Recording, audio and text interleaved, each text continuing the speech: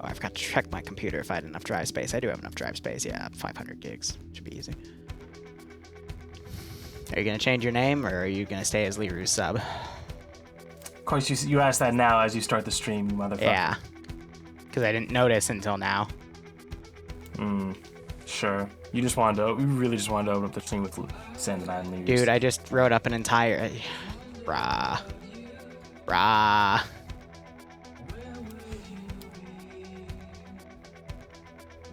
It's for ones like these that I'm glad that I'm not actually in your basement.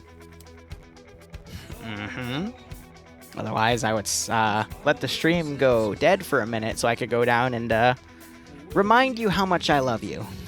Aww. See, everyone watching, that's code for when he... And then you cut me off by saying something. Barb.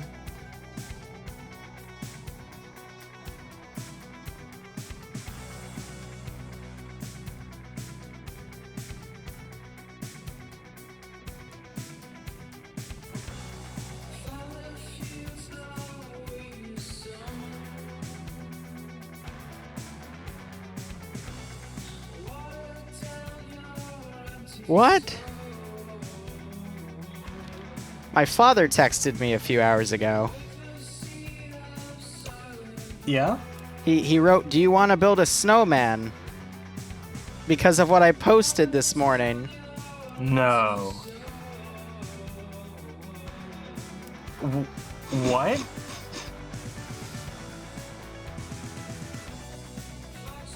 What?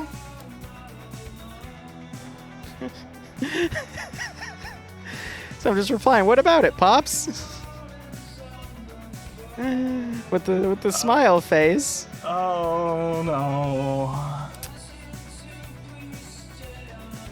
Oh dear. Very creepy. Oh, I'm gonna call him real quick.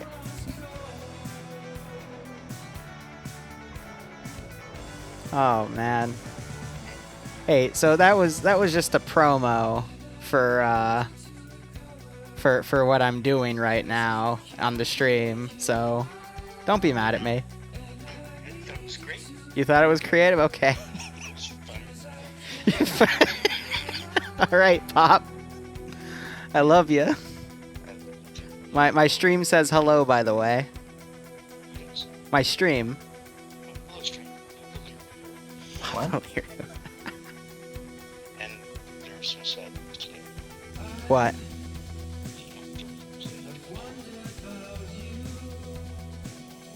Are you actually? What? Yes. Barb, you watch Stargate? I honestly, playing your Stargate Ops is about the most I've been exposed to. Okay, well, I mean, for those that do know, Ball from Stargate, apparently his actor passed away, which is very unfortunate. We can't catch a break with COVID, man, I swear. Thanks, Pop. Alright, love you. Bye. Alright. I forget, there's some people that know who Liru actually is, and they're related to me, and when they message me about Liru, I'm like, oh yeah. Oops. But that sucks, Ball died. He was one of the more creative characters in all of the Stargate universe. It's hard to keep track of them all, isn't it? Well, I mean, you have Stargate, Star Trek, StarCraft, Star Wars. Star Wars. There's so much. But Ball, to explain for those that don't know, he was the last remaining Gwalwold system lord in the series, and there were some really creative arcs with him. But, man, that sucks. Because I know they're also doing a reboot for Stargate. Oh boy, that doesn't sound like a good idea. I'll be honest. Well, I know, but I pray. I pray that it'll be good. And he prays. Yeah. Not a religious man, but, you know, you gotta be hopeful.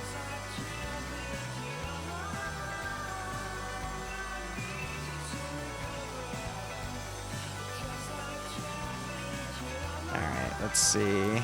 So my chat says, you really want to talk about me being a sub? Should we remind you of the chair and bed situation? What? About the thing from earlier. What thing from earlier? you just discovering that I'm named myself Liru Sub. Well, yeah, what... For fuck's So I'm sake. just saying.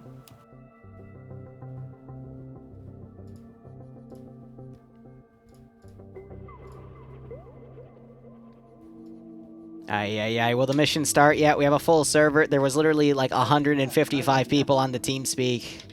Hopefully by round 2 and 3, people will weed out so we can get some of the guys that didn't make it into the first round in. And hopefully we won't have EU3 crash again like last week. Yep. But yeah, no, we do have everyone slotted in, so I'm sure it's just the typical EU banter. Yep. You said they were simping over who's dad? I can't say that word! Shit! No. Oh, no. Dream. His dad is here. His dad's here. They have been thirsting over his dad, and they want that dick. Oh my god. See, we can say that, but we can't say simple. What is wrong with this platform? I hope Ian isn't here to hear that. He's staff. He has all the control. We gotta hide if he shows up. Go into hiding. We have to at least last for pay for pain. Ah, man. Otherwise, round 1 will begin soon. It's called Autumn Hustle. It's a terminal link upload mission scenario. And if you want to know more, there is always the mission command. We also have a bunch of people streaming. You can catch my POV with Barb's POV in the multi command, and plenty of people streaming on the ground as well. Your typical Scandi Recon guys and some extras. Yeah, if you're not following me, I would really like it. I'm almost at 1,000 followers. I'm gonna try and get to that point by the end of the month. Barb, what? Yeah, I'm almost You have 1,000 people follow you around? That's kind of weird, dude. Like, I know there's people into that. I didn't think you were in one of them, but... You have 37,400. Well, yeah, that's why I don't leave my house and don't leak my address, so I don't know where I am. And the billing address now goes to a dummy address. Seriously? Yeah. Oh, so wait, did you actually do that thing in the Caymans? No, so we can't do that because, it would be a, sole proprietorship or a, what's the other term? God, what's it called? There's 3 different types. It's sole proprietorship, something else, LLC, that's it. But you can only do the Cayman properly if it's a corporation. That's because the corporation itself as an entity also gets taxed, so that's why you could go around with the Cayman Islands. So it wouldn't work for us. I did look into it because I was actually serious. Yeah, exactly. Tax havens, woo! Woo! The millennials now own Larry, no. our economic system. I mean, if the boomers can do it, why can't we? Exactly. Who cares if they have like thousands times more money, money than us, and Eat the rich. and economic connections. And Oh god, we're getting political. No, we gotta stop. We gotta stop. That's bad. The algorithm gods don't like it when you get political, unless it aligns with their beliefs. That's actually true, by the way. It's really messed up. But anyway. Did you see that? Did you see that TikTok about the sugar-free Red Bull? No, but did you see the thing about a community on FNF got banned for stream sniping?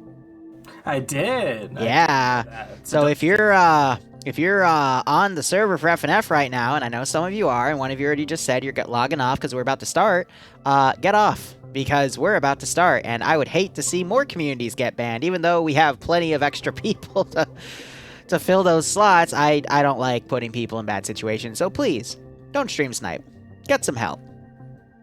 Stop it. Get some help.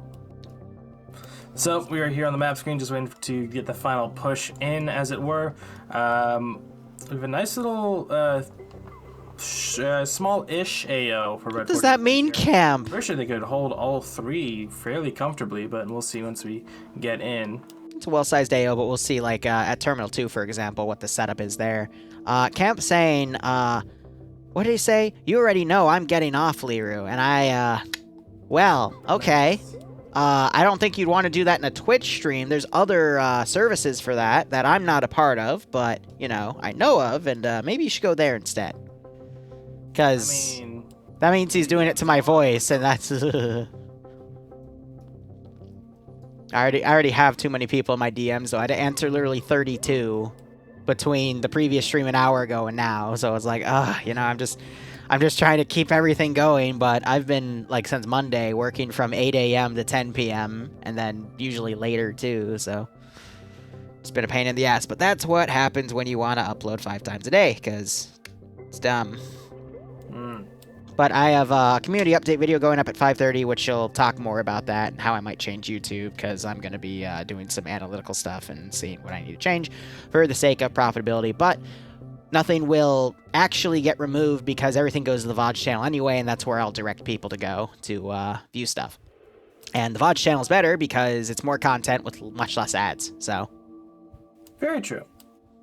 And you just reminded me that I have to re-export my video for tomorrow because there's a copyright claim on a video game OSD. So that sucks. And we just got put in a parachute animation for a second before it threw us into the camera here. But otherwise, well, I heard it from me, but that's okay. Anyway, round 1 has begun. We are on the southern side of Green Mountain. We'll go and render over. And you okay? Yep, Terminal 1, when we get to it, you'll see what I mean. The Minecraft op will not happen for a few weeks, but you'll see some dev stuff in between then. Because there's a few different ways we can take that operation, but we can get Minecraft blocks and Steven guns, and that's all we're going to need. But anyway, looks like a little bit of decent going on the server start, but they're being told not to move, and I'm not seeing any desync issues based off the player movement, so that's good. No rubber banding, things will be fine. They're being a little safe though because EU3 crashed last week, and we haven't had a server crash in quite a while actually. So it wasn't even a crash; it was just a desync issue. So they're calling good to move, and now we will get started. So you mentioned the AOs were interesting. So you want to start with the AOs first, and then go to the player sides, or how do you want to do this, Barb? I'll go over the factions. You go over the AOs. Okay, cool. Where do you want to start? We'll start with the attacking force. All right. Blue is going to be our typical Marpat Marines and that Marpat Woodland digital camo. Using M4, classic choice. M16s, I think a Mark 11 or an SR25 with a marksman rifle. Yeah. M249s, M240s, M72 Laws. Taking my research today. M3 Carl Gustav rocket launcher for the MAT team.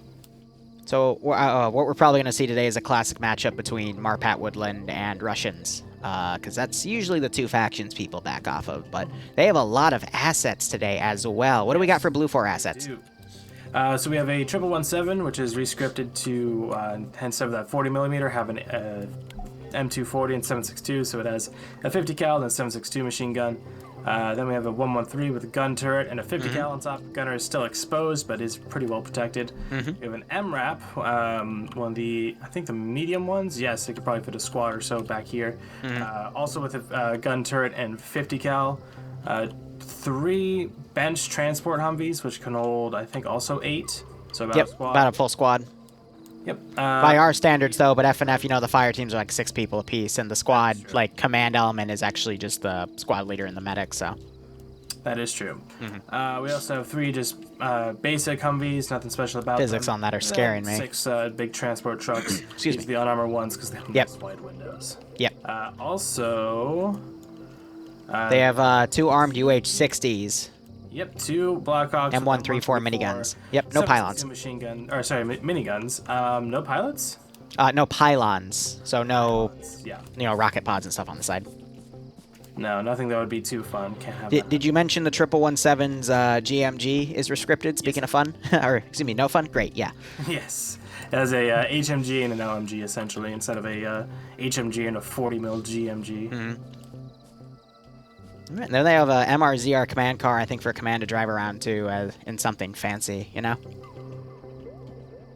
But otherwise, it's 124 players with a 20% numbers advantage, so that would mean Blue 4 has about 70-ish players, compared to Op 4, who would have the remaining difference, which would be about 54 top, so those numbers are probably a little skewed. My last count probably is high 60. 5 blue 4 to 54 red 4. Gotcha. All right, so just a 10-person number advantage. But with a lot of vehicle assets like these, Blue 4 loses that numbers advantage in crewing the helicopters, the ground-based vehicles, because it takes more than one person to crew. So in terms of solid infantry versus solid infantry, I think Op 4 is going to still have a number advantage because they only have 2 BTR-80s. But let's talk about Op 4. So, Barb, what do we got here? Yeah.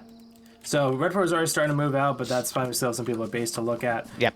Yes, we do have Russians using 5.45 AK-74s in their EMR digital. Oh, Platt, show off your emotes. Yeah, 5.45 AKs, 7.62 PKPs for the squad level machine gun, an SVD Dragunov for the platoon marksman, or just the team marksman. And then for the machine gun team, we'll have a PKP Pecheneg, also in 7.62 by 54. And then the MAP team will be a RPG-42 Alamut ranged out to 500 meters. All right. Barb, I will say you are getting a little quiet. Maybe move the microphone a little closer to your mouth. But as you make that adjustment, there are also 2 BTR-80s on the playing field tonight. Those have 14.5 millimeter, 50-round boxes for those, then 250-round 7.62 PKTs next to it. But they are very slow, and they can easily get taken out by those 50 cals penetrating the armor. There were also 2 static Dishkas and a static Cord, which are going to mainly be for AAA against those helicopters and also utilizing static positions. Usually, IRL, the Cord would be 14.5 millimeter, but for this operation, it's all 12.7. Actually, I take that back. The Cords are still 12.7, but the NSV turrets would be 14.5. Those are like the sit-down version of the Cord, but Arma doesn't have any of those rescripted in any of the mods we know, so. Which is interesting. It's like such a little but also major detail that yeah, I think would be because that bigger caliber, it's an anti-material rifle at that point. It's oh, I'm being told the NSV is also 12.7. My bad then. I swear there was one that's like 14.5. Yeah, there's supposed to be one that's 14.5. I'm thinking of the KPTV on the BTR. That's my bad. All right. Maybe? I don't know. No, he's right, because we have the asset in TSB assets where it's a KPTV technical and it has the 14.5 on the back. He's absolutely right. I just always get it confused. Okay. You know those cool technicals we have, like the 240 Bravo is like shielded in the back. It's really awesome. Yeah. Can't find those anywhere else. But yeah, like you said, we do have 2 BTR-80s, a bunch of Gaz Tigers, which are essentially like a decently armored Humvee. Some UAZs, or sorry, some Gazes. For transport and whatnot. Yeah. Yeah, just a bunch of transport vehicles for them to move around to the 3 terminals with. Looks like all right. mainly going into Terminal 1 and Terminal 2, but I'll leave that to you. All right, so Terminal 1 is an interesting custom composition. They're using the 2020 the 2020 Chernaris maps apartment textures to make a perimeter here and put the terminal on a random floor, third floor, on a random spot in this massive complex. I don't know if this building has any physics to be potentially destroyed by heavy arms, but honestly, Red 4 could just literally put the entire force here. Yeah, I agree, absolutely. But with custom compositions and buildings, and especially objective buildings like this, usually the mission maker makes them invincible to prevent just that. So we should have a big, prolonged firefight in this. And they have a drive-in gate to the interior on the eastern side of it. That's a really nice touch, and it opens up to a playground in the middle. That's pretty damn funny. Yeah, this is a great little attention to detail, apart from like the shed being in front of a big pane, glass window. Oh, it's fine. Exactly. But wait, oh god, look in the shed. Oh, should I even? Oh. Wow. They made an Among Us fucking... I swear, who the fuck made this? I swear made this. They made a fucking Among Us blood ritual. Why? What? And the body actually, like, swivels on the lamppost. What the actual... Larry told me there was like 290 people watching too. No. No. Oh my god. The imposter is sus. Thank you, German. There's a fucking blood trail coming out of it too. What? That's interesting. I love FNF Easter eggs, but good god, that's the most terrifying one I've seen. Usually Night Owl does them, but wow. Jesus. Wow. Ritualistic Amogus. Yes, the door will open, so I just... Jeez. But yeah, so that's can't. Terminal 1. With the terminals in the terminal game modes, the attacking side knows exactly where it is, but because this is a 3-story building, they'll still have to go up and check all the stories, exactly. They know where it is. And Op4 is actually developing a lot of fortifications on the rooftop to make use of the 4th floor because it's got the best overwatch on all the areas. But I would say, out of all the AOs I've seen terminal defenses on, this would probably be like one of the best I've seen. And Op4 can spend a lot of manpower not only fortifying the buildings itself, but making an outer perimeter with some of the rest of the town in some of the blocks. And they on the street. Keep obvious routes open. They can't like block off roads or anything like that. They must, always allow access, but they can't. Yeah, so they gotta keep on the sides of roads and stuff like that, and in alleyways. Yep, and especially on the rooftops as well. But all right, that's Terminal 1. Let's look at Terminal 2. Yeah, absolutely. Oh shoot, that's still showing. Can you start on Terminal 2? I have the not connected to TeamSpeak thing. I gotta remove that. Gotcha. So Terminal 2 is a lot less grandiose. It's just a few tents in the woods. Like a nice weekend camp, except with military equipment and... I didn't even notice that. My bad, guys. ...terabytes of stuff that Pornhub wiped off their servers. So that's why the USMC are coming. Well, because of that fire in France on the server room? No. Trying to put some logic to your actual joke there, but basically Tent City. Yes, it's just a few tents in the woods. They're building a nice little fob, or more like an OP construction over on the actual peak of the hill in the southeast. But with Blue 4 attacking from the northwest, I don't know how good that's going to be unless they can knock some of these trees down. Yeah. Then. Well, I mean, I have noticed Op4 has actually been setting up guys on the, these far ridges. I guess that's just some overwatching elements, but I don't know. I think this would actually be a decent explosive trap objective because you can put the explosives satchel in the corner, not directly on the terminal itself, or you could put it on the outside, 2 explosive satchels, by the tree, because the players are going to be exiting that way and just hover over the detonator, and you're guaranteed to get a few kills. So that's a pretty good AO for one of those traps in my opinion. We have seen some really good explosive trap plays over the past few months, but oh yeah, I don't know if we'll see it today. And throw them. I still love that. Yeah, the ace throwing option for it. But I mean, for something like this, all you need because you'll get the prompt of when the terminal will be hacked, quote unquote. You can just hover over the detonate all option, and when you get that prompt, you can just immediately let go and guarantee to get a few free kills. But otherwise, I do see that fob you're talking about. Looks... Yeah, it's decent. Getting some good security and good avenues of fire in most cardinal directions. That large bunker on the northern side, that's kind of overwatching the tents to the west, but it's not going to have clean line of sight on the actual objective. I'm going to be honest about this fob. This is going to give Blue 4 really good eyes on Terminal 1. Yeah. You know what I mean? Like, why? Yeah, I mean, the biggest thing that they'll be able to see is going to be all the stuff on the roof, but that's going to be, well, where most of the Red 4 players are going to be, because they just really want to be on the roof, I think. I think they should have just used all the assets from that fob and just fortified Terminal 1 more, because you got to think a few steps ahead, because Blue 4 is probably going to go for that open terminal first, because it's in the open on the edge of Op 4's territory. It's the easiest one to grab. So, fortification, Bassbeard is building the Great Wall of Hesco on the first floor of these apartment buildings, and he's having some trouble with it. You got about a quarter of the way through one side of the complex, and then I think he just gave up. Probably ran out of points, to be perfectly honest, or he has to go around, which is... I don't think there's an exit on this side.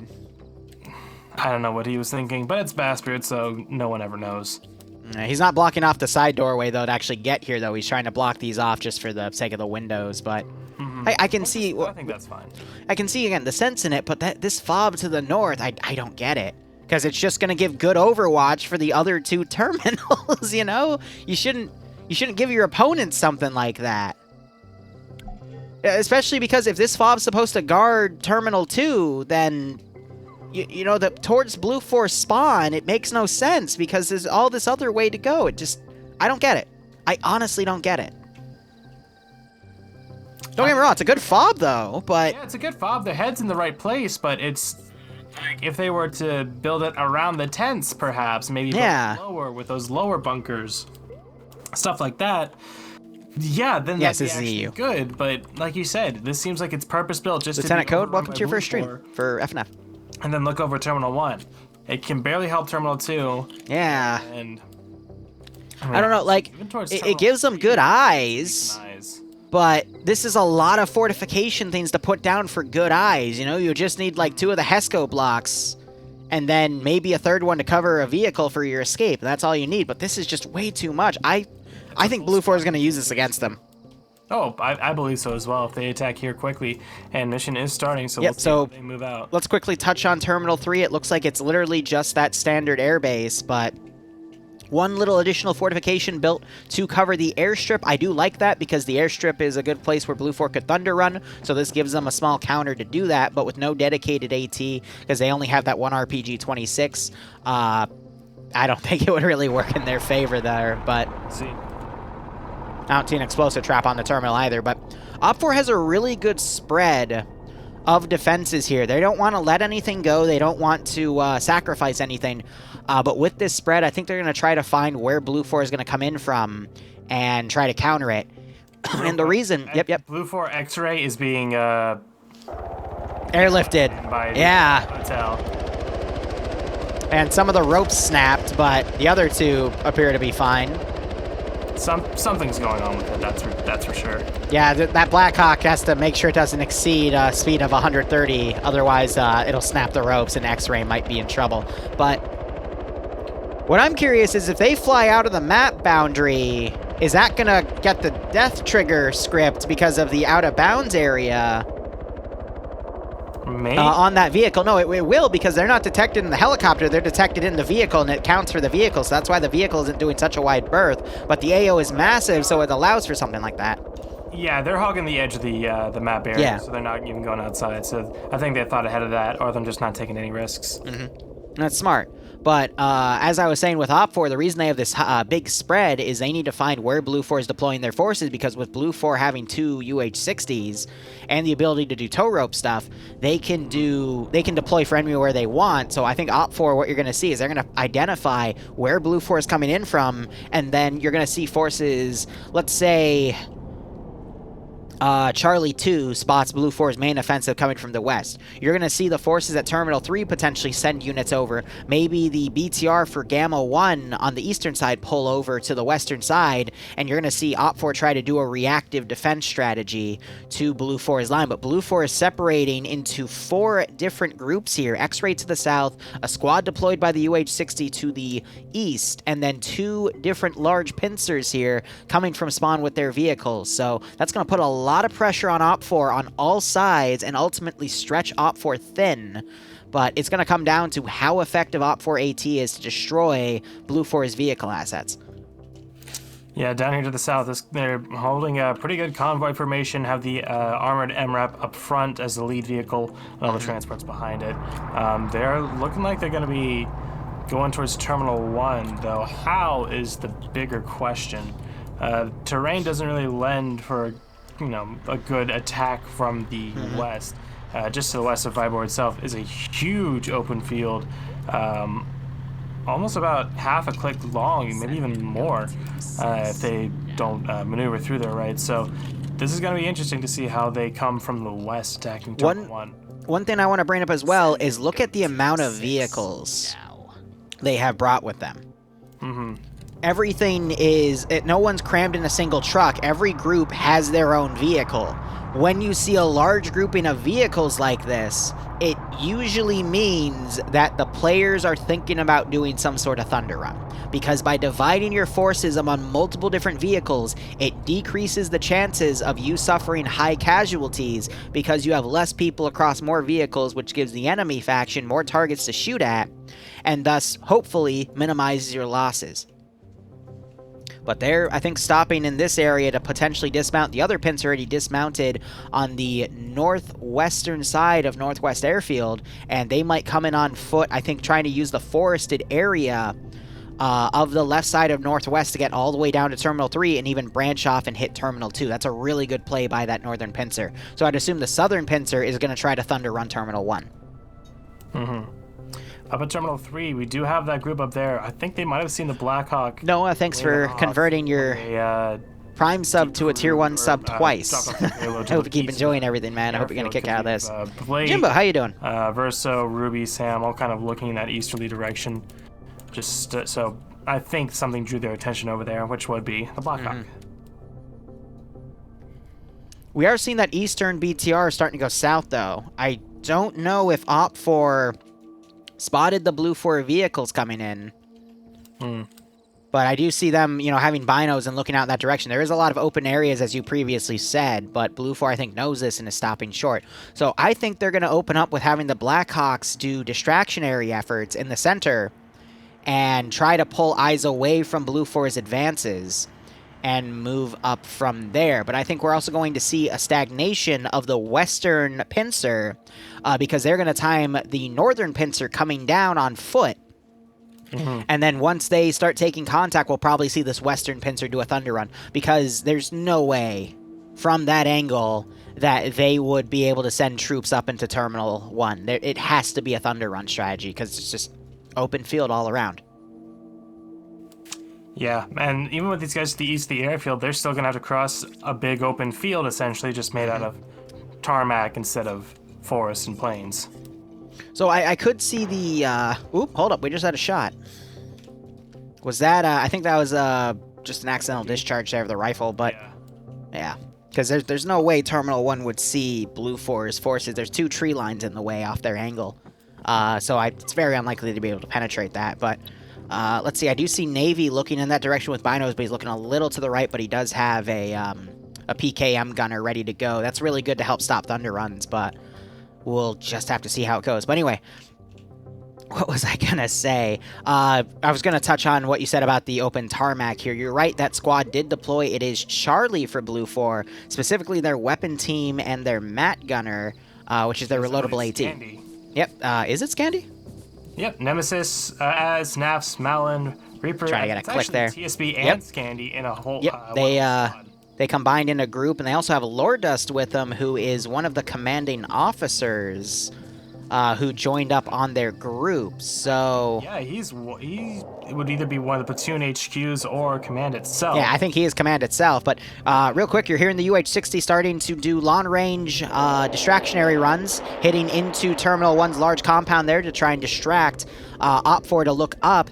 That is a good indication that they're going to start trying to run interference on the Terminal 1 site to pull eyes up instead of out in the open for Blue 4 to do a thunder run. So we'll be watching that very closely. But with Charlie 2 here, you're right, there's a big open area. There is one benefit, though, with the Northwest Airfield that involves riding the outer perimeter fence between the solid one and the fenced one and coming around on that side.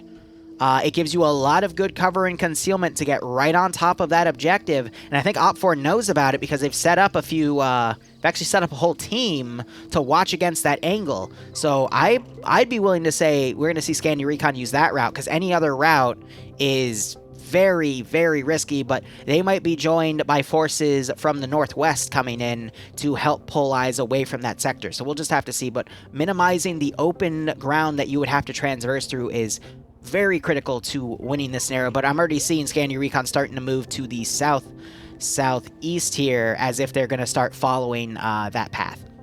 We do actually, just on the eastern tip of the airfield, we have Naps and Malin in a little two-man team doing some recon over the airfield. and just seeing what they have to deal with on the other side of this airstrip. So yeah, once they spot that, I think they're going to do that southern route. Yeah. They have Malin operating as the Charlie 1 machine gunner with that 240 Bravo. So they're going to use this large open area as basically a kill zone to also draw fire and, more importantly, eyes away from southeast. And I think they're going to potentially time that with the infantry coming up. But being on that edge early on with the... Actually, the northwestern pincer has stopped short. I think they're waiting for a new order for now. But it's... I don't know why they've stopped moving. Because that means they're waiting on someone else, but it appears that everyone else is close to being ready for whatever they need to do, so we're just waiting on the northern pincers. That's weird. I got that BTR pulling back as well. They only have one shot at this, so I guess they want to really make it right. But timing... Go ahead. I was going to say, yeah, we're less than 10 minutes into this. They have plenty of time to work with, yep. So pacing yourselves out early on could... be impactful later on, but go ahead. So timing for this is going to be absolutely critical for this operation, because they need to encircle this area and all go in at once to get that shock and awe factor. If one flank goes in before the other ones are ready, then...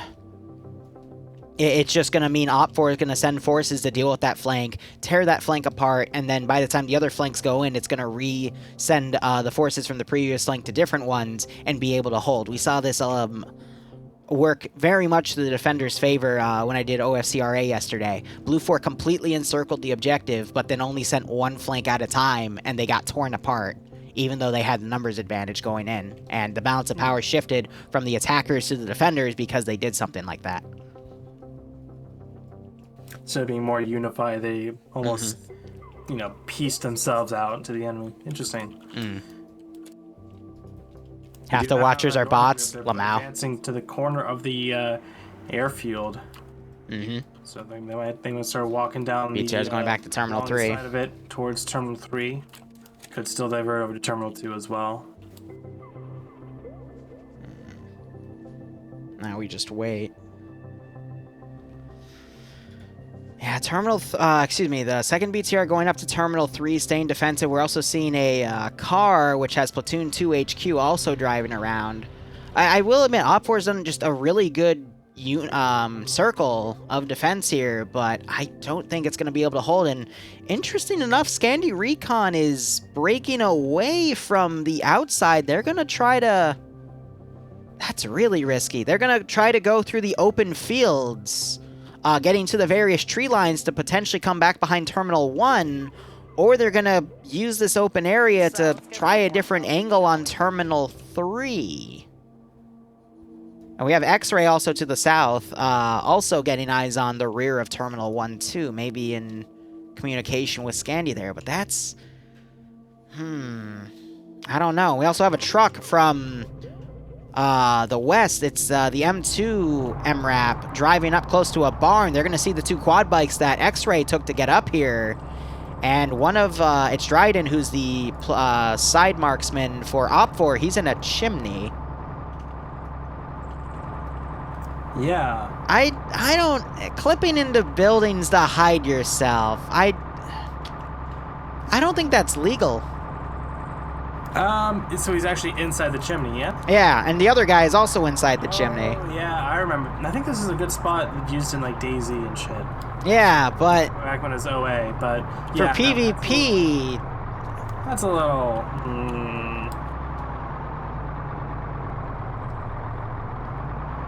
And you even have the gunner looking up there to make sure, but...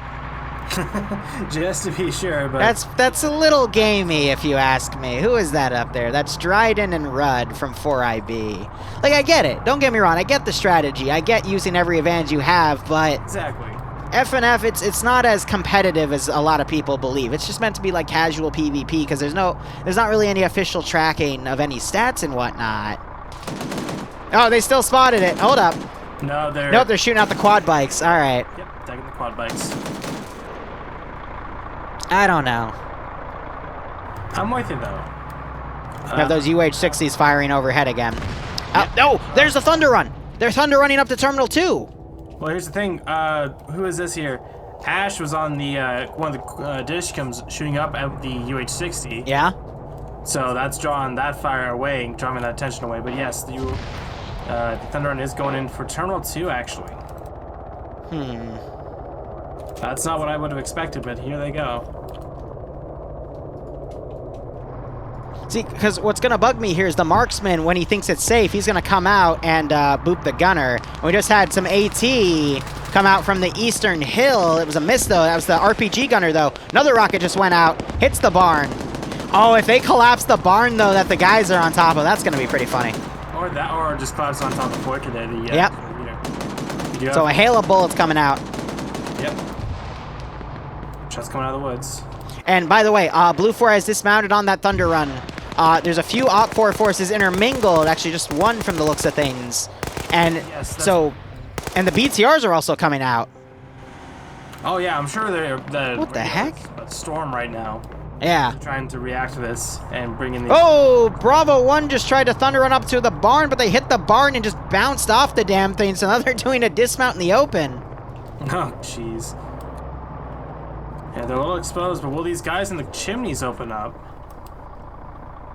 Yeah, I'm gonna, like... Person, if you go to the first person, they can see everything outside of that chimney. That is probably the gamiest part of it. Okay, no, that's gamey as hell. RPG comes in, blows up the truck. Yeah, I'm gonna reach out to Nemesis between rounds and ask him about that. It's like again, I don't want anyone to get banned, but that's very because look, he's shooting from the chimney. Yep. He just gave a shot. They can see everything inside of it. Like, nah, I'm with you. And that's a marksman too, so that's so he can just headshot people. Yeah, I'm against that. And anything that reminds me about CCO7's tactics, I'm against that. that's a good, healthy way to do it, I think. You're now doing orbitals on the apartment complex. Yeah, you're having the 113 use its smoke generator to distract that little fob that's been created. But for context, CCO7 was a large PvP event I went to where I commanded Blue 4, but Op 4 used every metagame tactic in the book to spawn camp us for 3 out of the 6 hours of the event, so... Ay. Did the pilot get shot out? Yes, G-Legs is the pilot. He is dead. Someone just hopped back in the pilot seat, or I think the co-pilot seat, but yeah, G-Legs is dead as a doornail. So co-pilot's taking the controls though, but great marksman shot. Yeah, probably by one of the... It was Ash in the 12.7 Dishcom. I have no idea what that is, but there's Terminal 2's hack started. This flank is going to be joined by the QRF from that other position. That 113 doing its best to put the smoke generator down to mess with this checkpoint. We just had an explosive charge go off and do some pretty nasty damage here. Cholt went down, but Guy Fieri's going to go over and try to run medical on him. So great explosive trap use there. But let me click on these guys. Cholt wakes back up. Pointmen, Legal Action, and Coda are all dead in a position back here. That one RPG guy that was here, I think, took them out. UPSC is where those guys are from, and they are the only faction I know of that can really contend with Scandi Recon, so they're very, very good players. But now we have Scandi Recon. They've gone back on that perimeter wall I was talking about, and they're actually starting to run in to try to take Terminal 3 here, as you still have the UH-60s running orbital here. Scandi does see the trenches built in the woods by Dark. CCO is a coalition thing, yeah. No, you're right, Reno. So they are aware that there's, they see that the evidence of presence in these woods, so. Got the 117 also driving around for Blue 4 in between the terminals here. I guess just doing some scouting out. But I would expect to see Blue 4 take this fob that Op 4 dug and start using it as a good overwatch if they detect it. But we still have Op 4's Charlie 2 putting some pretty nasty pressure on Blue 4 Platoon 1 HQ.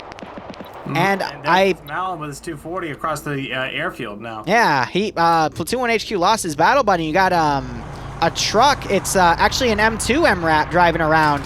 The gunner has been killed, and the BTR is trying to pursue it to kill the driver because the two BTRs are over here.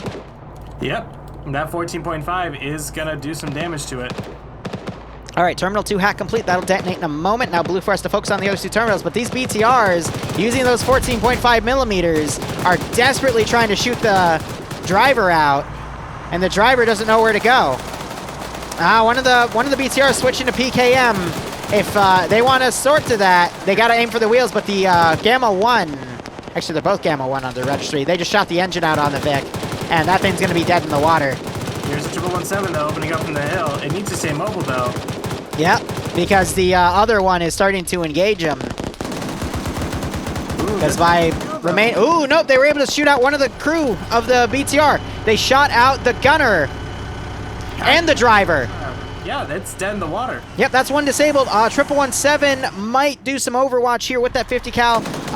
Yep, the other, the driver got out, and he is now ranging for the gun. The 1117 might be able to pick off the other BTR here, but 1117s in FNF, you always see their capability. Yep, you're right, it is smoking now, but 1117s are literally designed to hunt BTRs, especially in FNF. They are more than mobile. They have a 100 round 50 cal M2 turret instead of a 50 round 14.5 millimeter, and 50 cal can penetrate just as well as 14.5 can.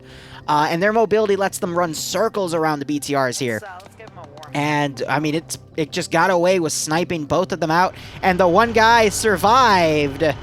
Ghoster, aka Boston, who we sometimes co-host with, he's gonna capture the BTR. I hope he radios that into the other Vic, because he'd be part of that Vic crew net. So hopefully we won't see a friendly fire incident here, but that is great that they're going to repurpose that BTR, because I don't see any engine smoke on it, so they might be able to still use it to their advantage. And they do have 3 people inside that 1117, so Lusad or Mike or one of them can get out and get in the gun of it, and now they have 2 assets, just like that. Real quick, UH-60 just did a really low pass by Terminal 3. Scandia Recon is starting to engage the Terminal 3 site, getting in a fight with Echo and Delta and Platoon 2 HQ for OPFOR. But we have a distractionary force engaging the force by the Gaz, while the rest of Scandia Recon pushes up to get on top of the objective. And we're also having the 113, excuse me, it's a 113. The 113 is coming in to do smoke generator stuff.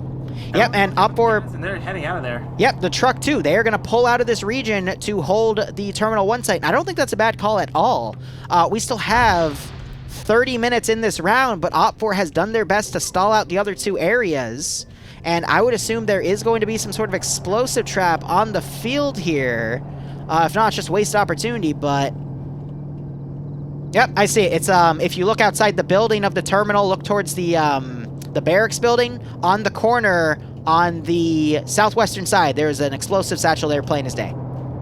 But I think Scandy's going to be able to spot that, but we'll see. Anything's possible. Barracks buildings. Oh, yep, I see that. Yeah, that should be able to take out that both those buildings, actually. Yep. It's a very powerful demolition satchel. There's one satchel going off in the forest by OPFOR. Other ones are going off, but they're early. No, they deaded them because they were about to go out of the range of them, so they were just trying to time it. But if they literally waited like 10 more seconds, they might have been able to pick off the first guy coming in on SR, who is Lolo, leading as a TSB member.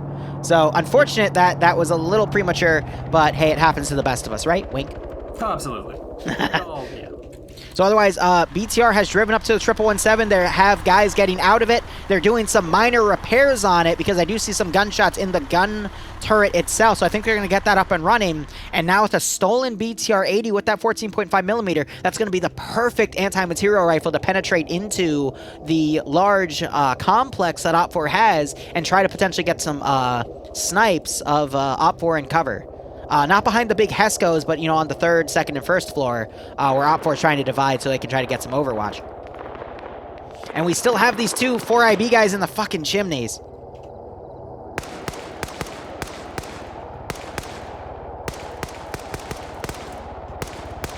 So there is a blue 4 rifle right next to these chimneys, so I'm willing to bet someone tried to come up here and deal with it, but you can't really...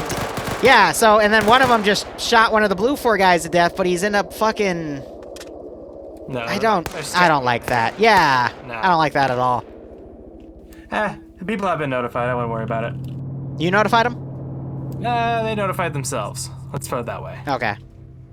They're in the stream watching. Gotcha. Because they like me more than you.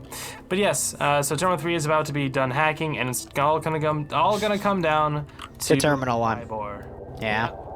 I can't kill him. I don't have control of that. Yeah, this is going to be a cool AO. Courtyards to shoot across. It's just going to be hell with those huge windows. And I'm not going to say equatorial hell, because I don't think that's a real term. I use it because it's from Homeworld Cataclysm. But Blue 4, if we look at the amount of skulls, there's a good handful of them, but actually it's not too bad overall. But OPFOR also doesn't have too many skulls. They've lost the entirety of their Gamma unit, which was both their BTR crews, but other than that, like infantry on infantry, it's still pretty even. And we have about 21 and a half minutes to go with it. Yep, which this is round 1. Yeah, should be plenty of time for them to remobilize and go the few hundred meters from that terminal by the airfield over to Vybor. But I don't know. They'd have to also come down a hill from coming in from the northeast. They're gonna want to try and thunder run again. That would be my best bet. Well, okay, hold up. Factory to the east of town, but So look at where Scandi Recon's going right now. And if you go look on the ground to where their route is, that's going to lead them to the northeasternmost block, I'm going to call it, of the town. And then from there, they can get into a few buildings and use that to start breaching in. But there still is a nasty bit of open area where we're probably going to see a smoke charge. But yeah. There's enough room for Blue 4 to get a lot of forces up here, and if they bring up their vehicles to support and draw fire, especially since they have one of the UH-60s active, the other one I don't see in the AO anymore. It looks like it's actually landed back to the north, but I think we could still see Blue 4 do a really nasty encirclement of this AO, but I think it's going to primarily come from units getting into the town from that northeastern sector and coming in, while the vehicles run interference along different flanks. Yeah. No, that would definitely be a good way to go at it. I would be careful about the, whatever statics are still remaining in the town. We have one of the dish comes over on the southeast side of things, but as far as the other two, those can all very easily pierce through the armor of the 1117, the 113, the MRAP, if they're even able to get that back online, as well as the BTR that they captured. So anything on the field, those things can really do damage to it. So they got to be careful not to waste their asset. But yeah, real quick, gonna be key. Do you remember what either of the names, guys? The names of the guys that were from the 4i? Okay, no. Okay, I'm getting confirmation. They got kicked from the server. Ooh. I'm not surprised though. You can't do something like that in a PvP scenario. That's pretty exploitive. And anyone that would argue otherwise, I would not want to be in their PvP events. Plain and simple.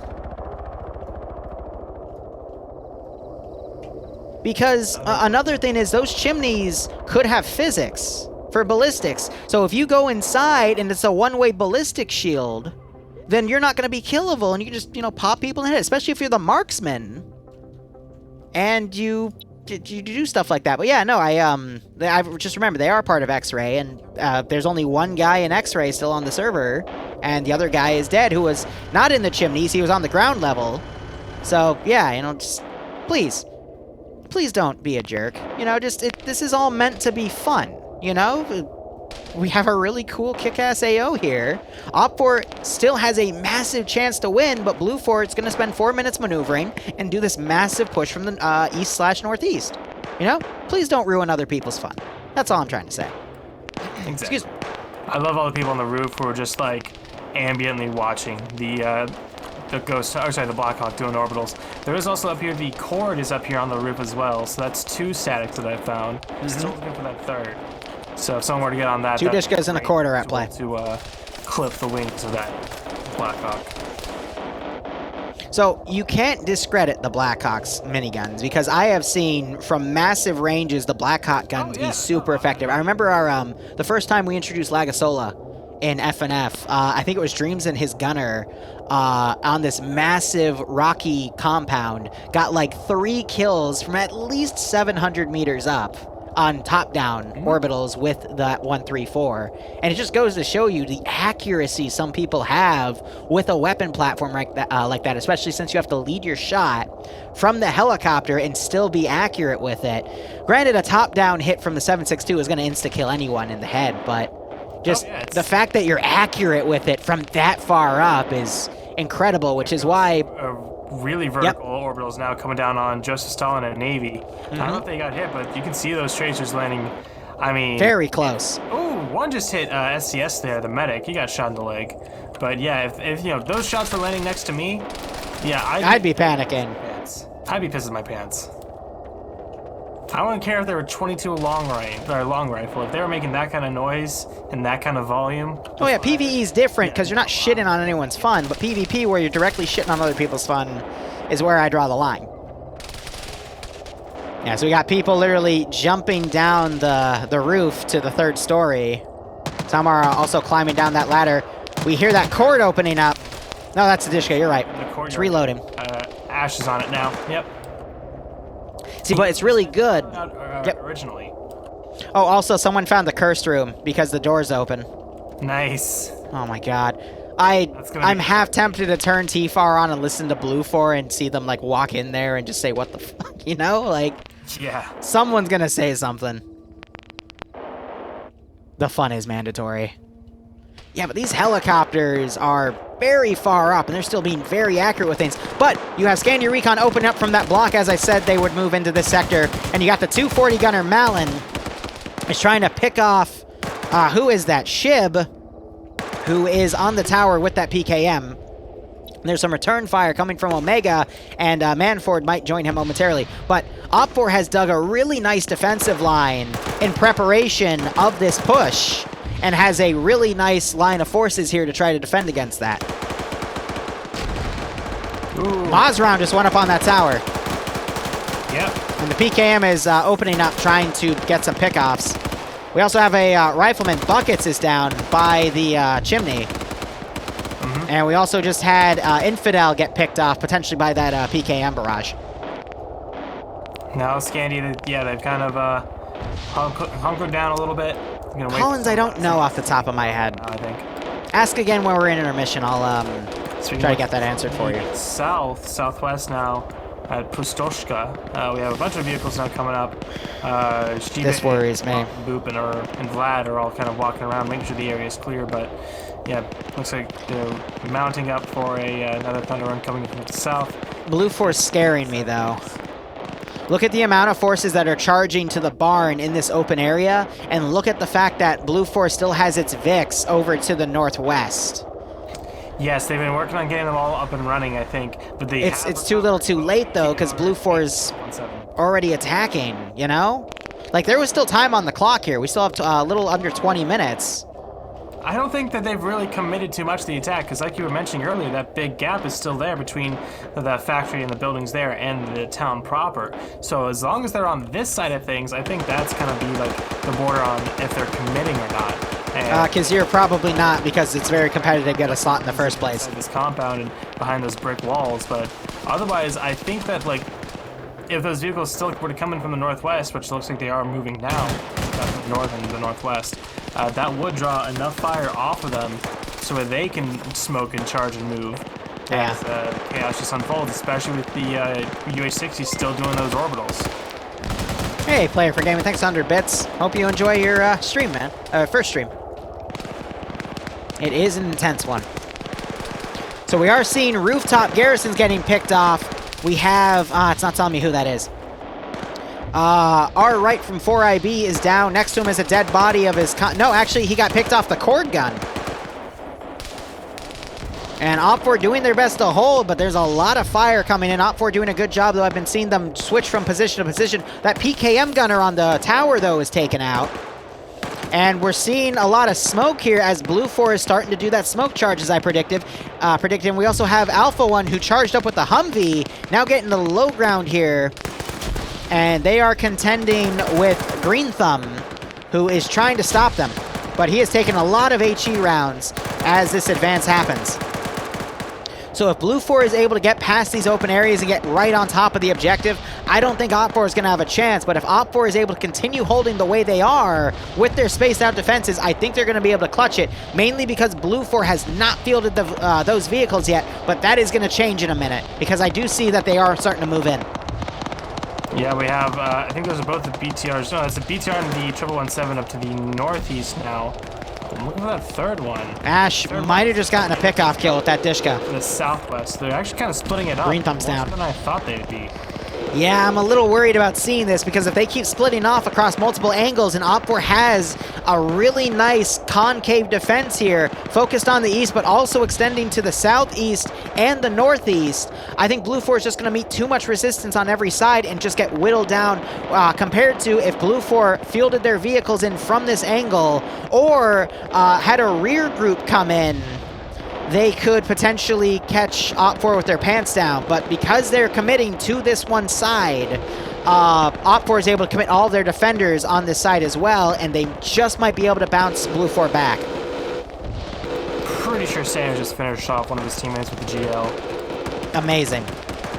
Blue on blue happens a lot in FNF. It's surprising, though, because you can always open the map and see in real time where every single friendly is and see if they're unconscious or not. I don't think it was intentional as far as, like, mis-PIDing, but I think it landed too close to the unconscious body and killed it when it was near enemies, but... That's understandable. Yeah, it's just more unfortunate. We do now have the 117 opening up from the northeast, as well as the BTR not too far away. Time is... We're actually about to get the 15-minute warning. And it's seeming a bit thinner around this complex. By the way, 15-minute warning about to be called in a moment, but I think this will be over before that happens. Look at that. We're seeing a vehicle thunder run through the open fields. The BTR is trying to cover to allow the infantry to get up close. That's going to be a close dismount right in Op 4's line. Wow, I'm surprised Dardis didn't mag dump that truck, but this is going to allow Blue 4. Oh, no! There it is. That PKM gunner. Oh, wait, it's only a single guy in there. We just had an explosive charge go off close to the southern side of the block, but it wasn't enough. And you have X-Ray also pulling in. I wonder if Blue 4 is going to try to land on the rooftop with that Blackhawk. Sorry, go ahead. I was just saying, Platoon 2 HQ went up on their own. Hudson just rushing up to that entrance of things. 15-minute warning.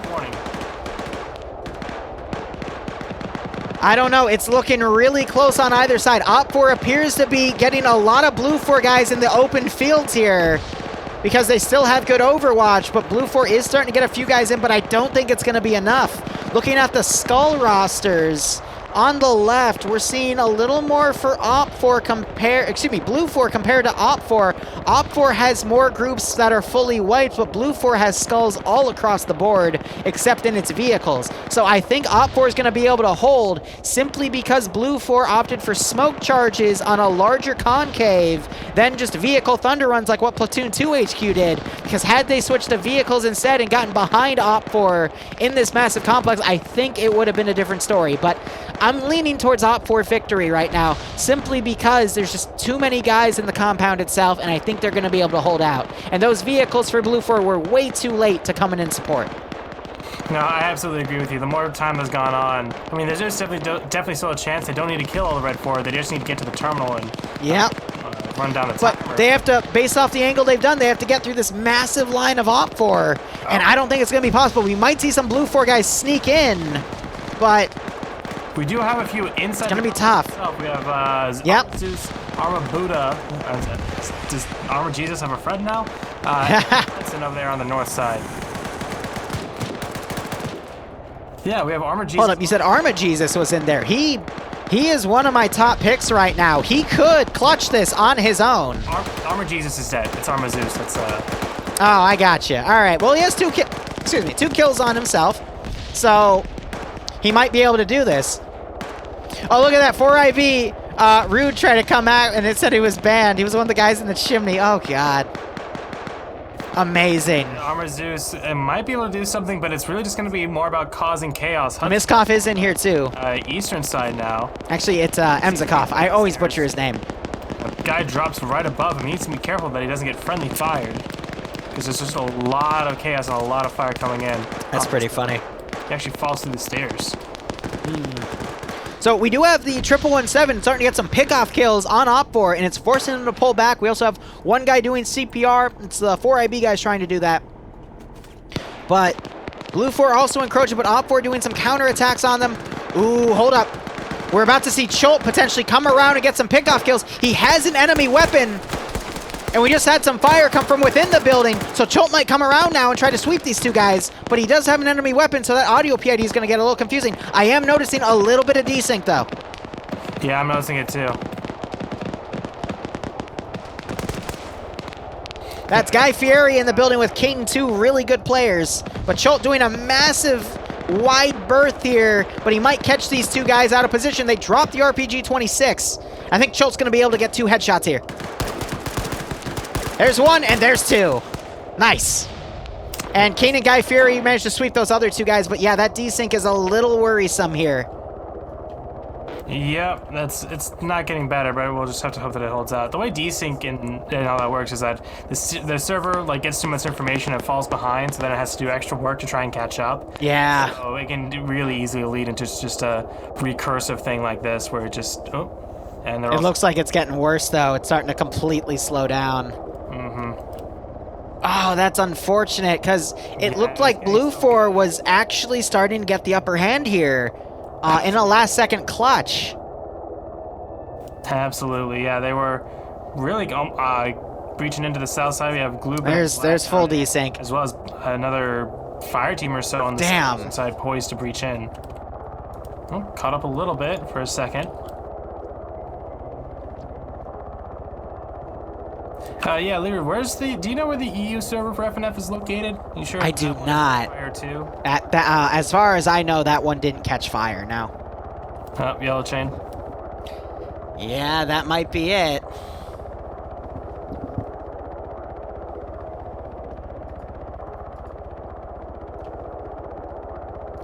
What a bad way to end the first round. I mean, it looked like Blue 4 was able to bounce back because the vehicles finally started working in their favor, but I guess we'll never know. Yeah, I love Sparky. Sparky's been on this weird, like, sour grapes, like, validation thing where he's like, yeah, this is why I don't, rent a server. I just self-host it because of things like this. It's like, no, it's because you're too cheap. You're cheap scam. You don't want to fucking pay for a server, so you just dug up one from your closet from 2003, and you're gonna try and pass that off as a fucking self-dedicated server? You fucking... Normally what causes these desync spikes, though, is something runs into an error that has to render for everyone, and it causes a backlog of things for the CPU to render before it puts them on the clients. But the way this one happened it was just a general slowdown of everything, and nothing exploded, nothing crashed out. And I don't mean to sound suspicious, but that's usually one where something gets DDoSed. I'm not gonna say you're wrong. I just think that is a kind of a loaded thing to say at this point. No, I agree with you in that sense. I don't mean for it to be... There's the red chain. And there's no message received. I think they pulled the plug. But in my experience in doing this for 5 years, usually when you see a slowdown like that and nothing happened, like similar to last week's on EU3. The reason that one had a desync crash out was because the helicopter went in water, and for whatever reason that caused a status access violation that desynced the server out. Here, though, both the helicopters are still in the air. Nothing blew up, it was just... Nothing blew up, it was just the standard PvP, and usually when nothing warrants a reaction, it's usually because something did a DDoS. But again, I'm not trying to stoke any fires here, it's just something might not add up here is what I'm saying. But the server has gone out. Pull the plug. We'll see what happens. Oh, Four's like, shit, wait, they're coming back. Pull the plug on the server. Shit. Make it a draw instead. Scandy, yeah. Scandy, go. UPSC's with them. Oh, wait, actually, that's a good point. UPSC and Scandy Recon were both on the same side. Hey, that would make some people... The two top communities. My God. All right, well... That sucks, though, because we haven't had any technical difficulties off in EU for a few months. Well, and then last week, I know, there's the one last week for EU3, and then now there's this one on round 1. Like, what happened? Did ARM update? ARMA did? Oh, no. Oh, no. Oh, no. I think things are being Oh, handled. no. Sorry.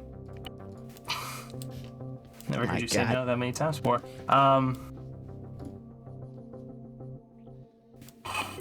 Anyway, yeah, so we'll wait. We'll see what they say, but we'll probably get going in for...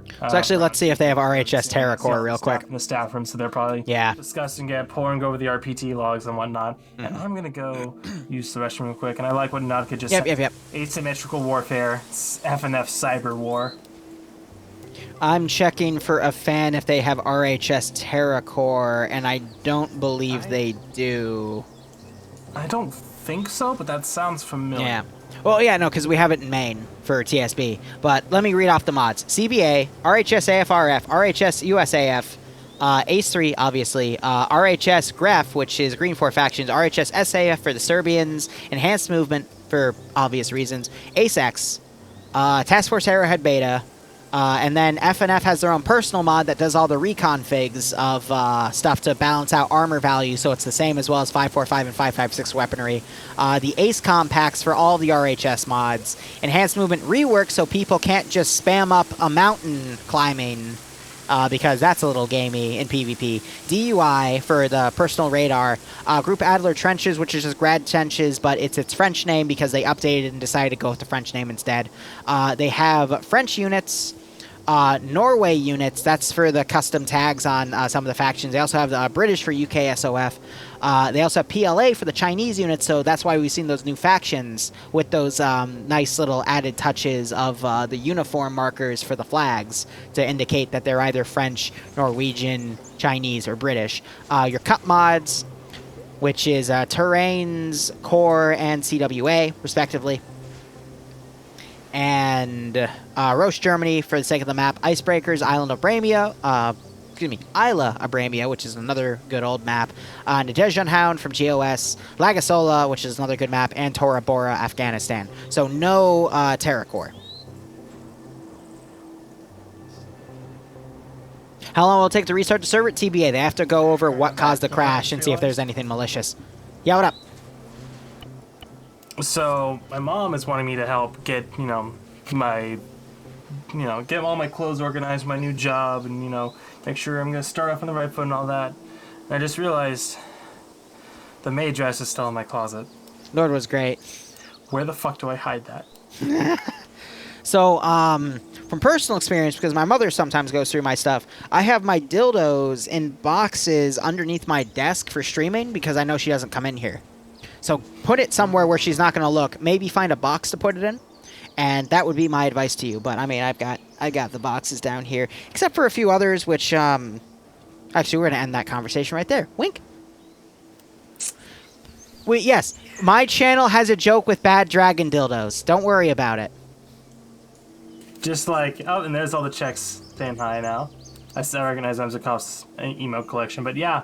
Nice. Yeah, no, Liru. Oh, fuck, Platts, resend your emotes. I didn't see them. Dildos, if you go back and watch. Okay, look, I just want, there's an iFunny meme where the caption is, what are all these weird funguses growing in my shower? And it's literally like 10 bad dragon dildos with suction cups on the wall. I want to remake that meme, all right? Huh? Wasn't it on the ceiling or something? No, it was all around the room. It was all around the room, all right? That's what I want, all right? Don't question why, I just want it, okay? I just want it. That's like the one, like, they're cleaning all of their dildos and like they have them hanging from the ceiling above like their shower.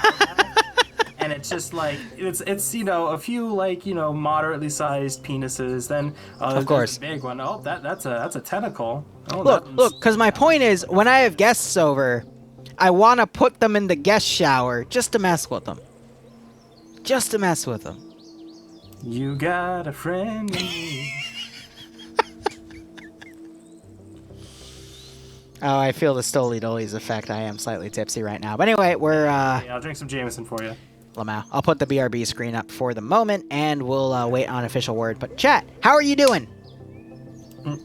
Yeah? Yeah. Change your name. Okay, here, I'm going to put TeamSpeak up. Look at what this fucker's named himself. Look what Barb named himself. Change your freaking name back to Barbarian, please. Please. Oh my freaking god. No! Torabora still works, yeah. I will admit we haven't had a Friday Night Fight op in it in a few weeks, but... Belgian here, but are hey. either of you currently live? Yes, we're both live. But can they hear me? Yes. Yes. Right, we can make it not so. Yeah, can you make it not that? Okay, one second. BRB. Wait. You good, Liru?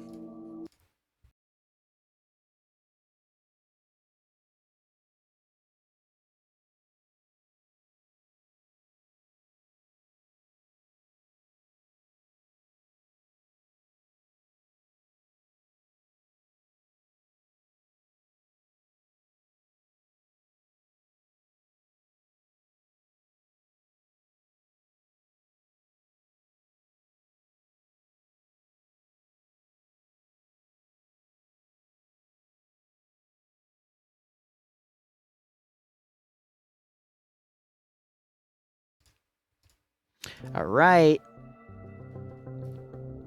So I'm gonna tell chat because I'm a narc, but that was about the chimneys. Yeah, he was just. We confirming- already knew that was gonna happen. confirming Let's be what honest, because that was metagame as fuck. Don't do that. Don't do that. Don't be that guy.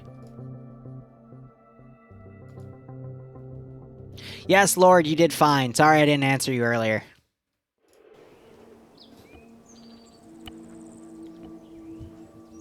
Alright, so they're still upstairs. I don't see Martin on, who's the head server dev, so... We'll see how things are. Yep. Apparently Greg made the mission, so yeah, Greg, I'm gonna need Greg, that. yeah, he's in my channel. Greg, what was up with that Among Us Easter egg? Like, damn it. Why were there demons in Among Us? Well, I mean, have you seen some of the kill animations? Oh, Barb, server's back up. It's been back up for a minute, but it's been on D-Test last I saw. Okay, well, No, it's on the next mission. okay, cool. Alright, I'm connecting now. Connecting now. Alright, I'm gonna run a We're quick going back ad. to Autumn Hustle. Let's see. I don't know why And... I said that. No, Kujari. Okay. we'll run 3 ads. Why are there 200 people watching? Alright, that's fine. Alright, let's put those back up.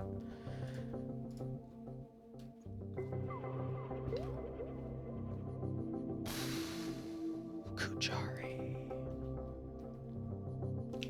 Okay, I gotta switch my commands. Give me one moment, guys. Let's do fonts as our intermission song.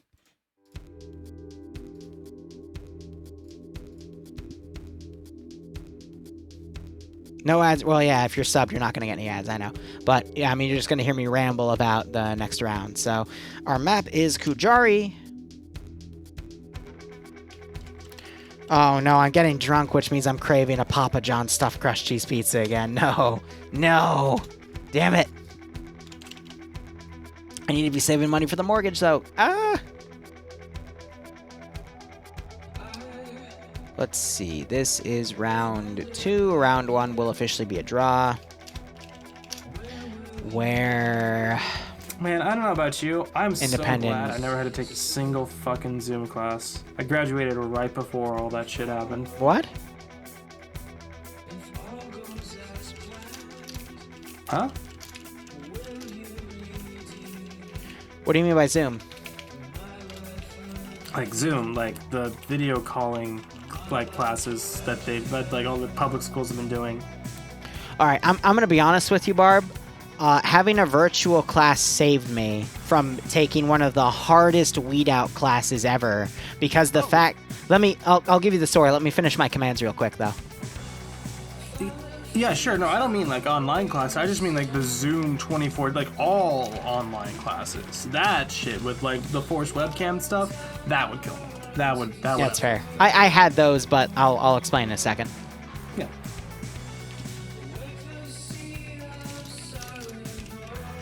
Wait, who's attacking?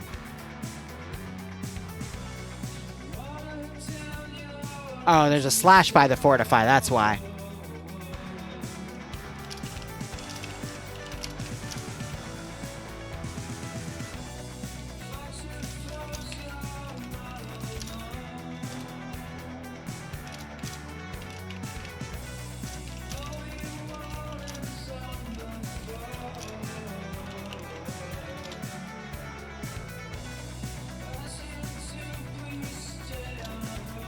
Alright, that is that command sorted. I'll go ahead and put that away. Cool. Alright, my commands are set. Awesome. Alright, and all the panels are up. We're A-okay. Is alcohol and coffee a bad mix? What do you think, Barb? Yes. Yes, because of the whole, like, you shouldn't mix your uppers and your downers. Like, that's why... True. Like... FDA, whatever, like, no, you can't have caffeine in your Hey, alcohol. Miss Emzakov, how you doing? I'm that trying to shit's pronounce your name great. properly. It's like, yeah, no, that isn't good, but it makes you feel great. I've coffee though. That I've done well. I like Irish coffee. I like in a very small use of mixing your uppers and downers. Like a single Irish coffee or mixing some Baileys in your coffee, like, you know, gets you a little bit tipsy, but you're still, you know, focused. Because I will admit, if you're like slightly tipsy, but you're focused, I can get so much work done. I used to do that from time to time while I was in college, actually. Oh, yeah. Lord Dust, Papa John's stuffed crust pizza is $12, if I remember correctly, right? Yes, I think so. But yeah, that does remind me of something. Well, Ems, how you doing, my man? Scotch Carb streamed a few weeks ago. But there's no service for people to. $12 on the. Donate, You're a saint, man. Like, pretty much, they buy you food, and through a third party, they like get the delivery sorted, handle like, you know, hiding your address from your streamers, that kind of thing. But it lets your stream now buy. Right, I remember about that. God, I need to. Stream. I need to actually look into that and do that again, because I just, when I drink for FNF, I just crave Papa John's, only because it doesn't murder my stomach. Yeah, no, I actually had like the Legend 13. Thank you so much for the tier 1 sub, my man. I hope you keep enjoying the operations. Hope you're staying safe on COVID. I hope you're gonna kick out of this. Revanche, thanks for the 1269. Awesome. All right. I'm thinking between round 2 and 3, I'll order that pizza, and then I can have the pizza while I do dev stuff for Pay for Pain tomorrow. That'll be fun. When are you gonna get? When you get it, you gonna be? Yeah. Oh, definitely. Yes. I love pizza.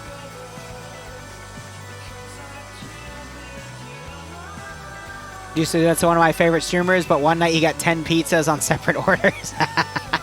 Hey, man, that means you eat for the week like a king, okay? I'm just saying. Anyway, for those who don't know, this will be my last EDU FNF for a while, probably. How come? Because my new job starts. So. You didn't tell me this. Oh, yeah. You didn't tell me. What? It's an 8 to 5. What the? Why didn't you tell me?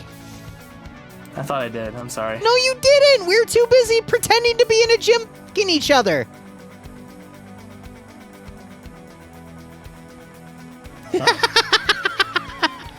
Anyway, all right. Well, shit, dude. That's the new gig though. For the. It's a big deal. Like it's a real thing, and I'm not gonna go into it any more than that. Of course. Stream, but yeah, no, it's an 8 to 5 days a week. So all my streaming and stuff is gonna be like in the evenings or on weekends now, which yeah, kind of sucks. But well, this is a lot more profitable than streaming for me is right now. So maybe if someday this then outpaces that, but until then. And I'll still be doing NAFNF. Like, of course. Still, like, because that's at 8, 8 EST, so it's plenty of time for me. No, you're not listening. But Chat's asking if we're listening to a divorce, but no, it's I get you, because I remember when I worked my first job at a VPN company. The only reason I quit it after they wanted me to work 8 hours every single day was because YouTube just made more money than minimum wage. So I get that, but. I would definitely say, Barb, one of the things that I do envy about you is you have that job, and then you can stream on top of it. I don't have that for that financial security, so I would encourage you to keep that up and then stream on top of that, because you're also a bachelor, and you get to do whatever the hell you want. Yeah. I'm tied to Bloodwing, which means whatever she says, we do, because the woman's always right in the relationship. She wanted sushi, so I killed everyone. I mean, that's just how it works, okay? Yep. If the woman wants sushi, which by the way, all you can eat sushi for $21.95, that's just how it works, okay? That's just how it works. Sponsored. Bloodwing's the top, confirmed. No, Bloodwing is definitely the top. She's a freaking Greek spy that has a freaking job, and she's being fast-tracked to a managerial status in a contracting company, and she'll eventually become like a freaking VP, if not the CEO. Yes. She has that psychotic, logical personality. I already have accepted this, all right? She owns my ass. I'm fine with it. I don't mind playing house husband and streaming all day because I can cook. I went to culinary school for 2 years. What? Yes, Barb, go ahead. You could say she's a Greek freak. I hate you. It's funny, but I hate you. But I mean, look.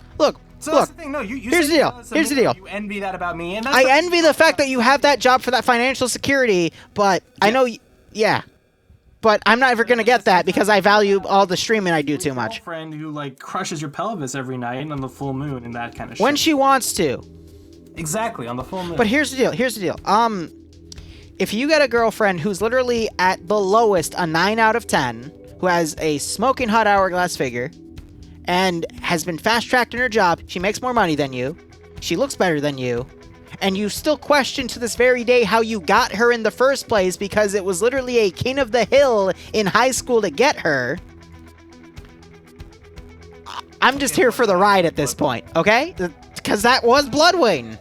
Dude, literally, when we went public about our relationship, because we had to keep it secret for 3 months, when we finally went public about it, all of her frickin' everyone who tried to ask her out encircled me in cybersecurity class and beat the shit out of me. Yeah, all her TR3 subscribers. But literally, it's because one of them, their father was the guy that led the cybersecurity program. So he literally put his hand around the security guy and turned him away, and they all encircled me and started taking turns punching my shoulder really hard, nearly dislocating it. And then her possessive Latino friend, that sounds racist, I'm sorry, but like he was a big guy, his name was Carlos. He literally pushed me into a locker as I was walking out from lunch saying, if you ever make her cry, I'm gonna kill you. And I'm like, oh, I'm not gonna make her cry then. And he's like, good. And he just walks off. Didn't you make her cry like less than a week later? No. I've made her cry a few times, but she's made me cry more. It's when we fight, but that's because she's a very logical person, and I'm a very emotional person. I still don't know how we make this fucking relationship work. I can call her right now and ask, because I don't fucking know. Like one of a kind ones. Opposites attract, you know? Yeah. Does she have a caller for me? Ask her, because I'm not allowed to answer that question.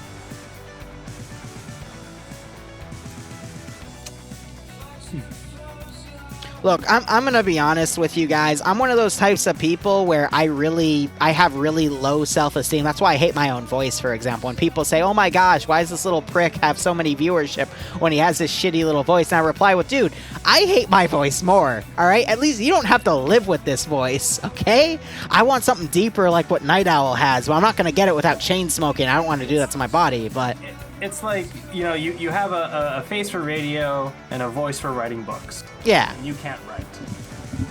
I mean, Liru, for example, that's why I'm never going to do a face reveal. And that's why I keep everything anonymous to the best of my ability. With a few people, once in a while, I'll give some information about myself. Like, for example, Captain Contractor, he knows my actual address, so he can directly send me cider from Idaho. From a local brewery that he really likes and I really like. But, my mind just went blank because I'm an idiot, but Liru is more so a mask for myself because the real me is, I'm gonna be honest, you know the real me, Barb. It's a horny motherfucker that just relaxes all day. I mean, well, yeah. Yeah, that's it. I'm a lazy little piece of shit, and I've somehow made a living off of doing the dream job I've always craved. I'm lucky. I still don't know how I got it, but here we are. Well, I have the perfect girlfriend, the perfect job. I'm drinking right now, and I'm being brutally honest with myself. I have a fucking squishable plushie of a plague doctor who I like to, you know, tap on the head repeatedly because he squishes, and it's literally a dose of serotonin. And Bloodwing has the plague nurse, and we like to put them together on our bed. At least when we'll live together. But how did I get here? Luck. Okay, so pure fucking luck. That other stuff earlier. Yeah, no, it's because you're lucky, and you also fucking went goddamn hard when it counted. You went hard on you. But I didn't know back in the day what to do. Like the Trump wall video going viral and putting me from 100 subs to 10,000 subs literally in 2 weeks. I didn't fucking know. It just happened. Now I have to live with this. That's why I'm releasing like 5 videos a day. I don't know what the fuck I'm doing. I'm just panicking. Literally, it's been just 5 years of panicking all the way through. It's falling with style. Falling with style. I like it. Also, Lord, yes, I got the pizza money. Thank you so much. Again, I'll order that between rounds 2 and 3. Like, people think I know what I'm doing. I have a plan, but really, I just bullshitted all the way through. Like the Joker from DC, from Dark Knight Falls. I don't have a plan. I'm just literally going through. Is that that's not what the movie was? That's not what the movie is called, dude. But hey, I appreciate you like being like 2 steps away from saying we live in a society. Oh no, I'm not gonna go that cringy. Oh my god, I have limits in that regard, but Well, I mean, like your pain is probably some pretty high limits. I just this is what bugs me the most because I like how do I put this? When people DM me saying they love what I do, I reply, I hope they keep enjoying everything, and I'm glad to get that feedback, but realistically, guys, I don't know what I'm doing. And Larry's right, I am a bit tipsy. I just get brutally honest when I drink this much, but I'm literally just going on instincts, doing everything last minute, because that's what my father does in life, and it worked well for him, except until now. So that's what I'm trying to do, knowing his mistakes, and I'm just trying to push it forward. I mean, that's what we do every night, but hey. Hey, Barb. What's up? I think the round started. Yes, no, I've been on the map screen for a while now. Hit OK. Yeah, I never did. Yeah, me neither. But yeah, the round started. I was too embarrassed to say anything. We're in safe start. We just went into safe start, so don't worry. Whoops! The round started. It's Kujari, so let's do Homeworld. I mean, the Keepers. I don't know. I've always had like a weird sense of confidence and attitude to things. I guess what I'm trying to say is don't romanticize me. Don't consider me your superior. I'm literally just a fucking younger 20s. Actually, I'll be in my mid 20s soon. But I'm literally just trying to do what everyone wants me to do and going forward with that, you know? I'm just trying to entertain everyone. I'm trying to, do my own thing. I'm just trying to live life, you know? That's all. You say like don't romanticize you and don't, look up to you, but like what does that mean when you tell me to call you sir? What? Huh? Go back to horny jail. Right now. Please. Oh my god. Can we start with the round? We just went to safe start, but we can look at the factions if you want to. Well, yeah, but I'm going to have part of this in the VOD, and then people are going to question what the fuck we're talking... I cussed again. What we're talking about. And I want to limit that. You want to do a clean start? Clean start. Let's go. All right. Count us down. Huh? Like the little, countdown before they go. 5, 4, 3, 2, 1. Stop being horny and go. Hi, welcome, ladies and gentlemen, to Liru Fucks Barbarian Hour. This is going to be a non-stop 1-hour session. Sorry, wrong script. Welcome to round 2 of EUF and F.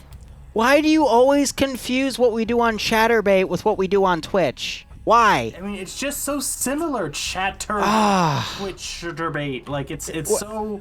No, don't add the word... whatever. Okay. Green 4 is attacking 2 blue 4 sectors for this round. Green 4 is the attacking faction here. They are equipped with 2 BTR 80s and have a, 20% numbers advantage or 15% numbers advantage? I think 20%. I think it's pretty much the same as last time. Like 65, 55, somewhere around there. Of course.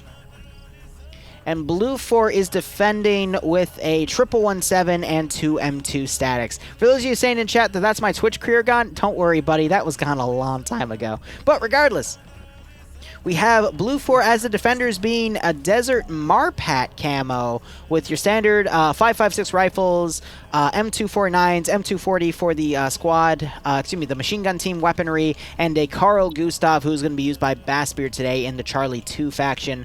Marksman is going to be Is that Flux? No, he doesn't have a gun. Oh, he just put it away and brought it back. No, it is Kane, who is one of the best players in FNF right now.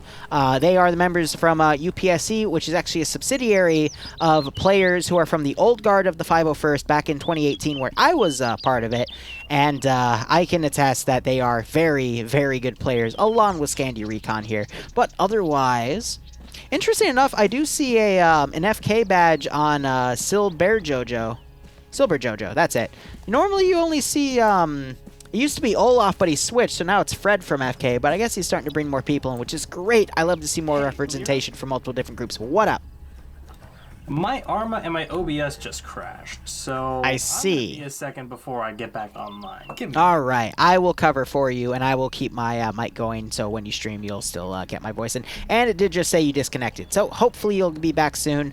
I hope your computer is okay, and I just watched someone glide around flying. Cool. But otherwise, I suspect Blue 4 is going to be really defensive, especially with that 1117. As we talked about in the last round, 1117s are really good at sniping BTRs. So, looking at the Green 4 faction attacking here. It is Green 4, which means we won't see our standard RHS, but it looks like it's our militia build up here. Interesting. So we're seeing 7.62 rifles and chest rigs and chest plates. So with the FNF mod that you have to download to play FNF stuff, it rescripts all chest rigs and armored vests into having the same armored value. So even if you have a chest rig with no plate carrier attached to it, which is the the plate that would normally stop bullets, it still acts as a plate carrier. So we are seeing plate carriers and chest rigs along all of these guys in Green 4 to represent that militia faction, but we're also seeing 7.62 rifles, which are slightly better than 5.56. So if you normally with a 5.56 rifle you can 4-tap someone in the chest, with the 7.62 rifle you can 2 to 3-tap. It's a much more powerful weapon. So the attacking faction gets the better caliber. Interesting how that works. Otherwise, I mean, normally you would see a mix of calibers here, but I am seeing purely AKMs across the board. So everyone is going to get that 7.62 capabilities here. So I'm going to scroll down a little bit. I'll also answer that ping in just a moment, but give me a second. The squad automatic weapon, we are seeing PKMs and PKPs, RPG 26s for the single-shot squad-based AT. And if I were to find Charlie 2 real quick, we have an RPG 32 on station here. It's the Russian model, which gives it that nice green tint. And PKPs. So pure 7.62 across the board for the attacking faction, and they get transport trucks and those 2 BTR 80s. So and someone should be stole a my lot. spectator slots. Oof. Sorry to hear that, Barb. Don't know if you could have spotted who. I did not. Maybe chat was saying something, but I'll let them reply. I'm sorry, buddy. I'm a little buzzed right now, so I don't have to pay attention to those small details. Maybe message Nemesis and see if he can do something for you. But otherwise, it's 7.62 with body armor versus 5.56, so the attacker's getting a nice advantage there. Those 2 BTR 80s, if they cover each other, are going to be great for supporting the infantry's push, but that again that 1117 is really good at taking out BTRs from range because it has double the ammunition capacity with that 50 cal that can penetrate the BTR's armor, whereas the 2 BTRs only have 50 rounds of that 14.5 millimeter that can penetrate the 1117, excuse me, and that 250 round PKT on the 7.62. That little coaxial cannon you see by the main gun cannot penetrate a 1117. I still work with the 506 every week. I either Zeus and Op for them. We just finished the Banganon incident campaign a few days ago, and they want to do Star Wars stuff now, so I will be prepping that. We'll see that again in 2 weeks. But the 501st I left a long time ago, and to avoid some really nasty stories, that's all I'm going to say about it. But a lot of people have left the 501st. For example, UPSC all left the 501st, but they were the really good players that I remember from back in my day.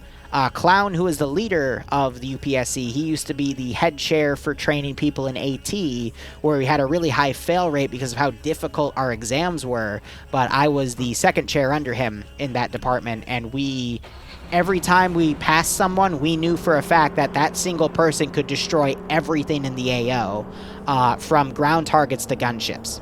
because of how rigorous our training was, and it was really, really fun. But otherwise, let's go ahead and look at the sectors. Green 4 is a big amount of area to push up to on the map edge border itself, whereas Blue 4 has a bit of a river segregating their AOs here. So I'll be curious to see if Blue 4 sends a counterattack to try to hold this bridge here. That should be an interesting one, especially considering Blue 4 has that 1117. But let's go ahead and look at Sector 1 here. Sector 1 is where Blue 4 spawn is. It's a little bit of a camp here, as well as containing their transport vehicles and whatnot. We got some nice little checkpoint, how would I put this?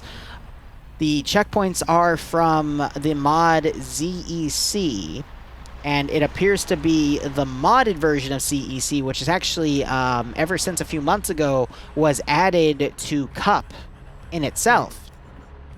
So these are just some small bunker complexes and checkpoints added from that position. This little HESCO barrier with the fuel was pulled away. Yeah, it's a prefob, but it's a pretty well-fortified area. Not the best, I would say, but enough for Blue 4 to add a little bit of fortifications to it, because they only have $30 worth of fortifications, which means they only have a handful to make something like this little bunker complex right here.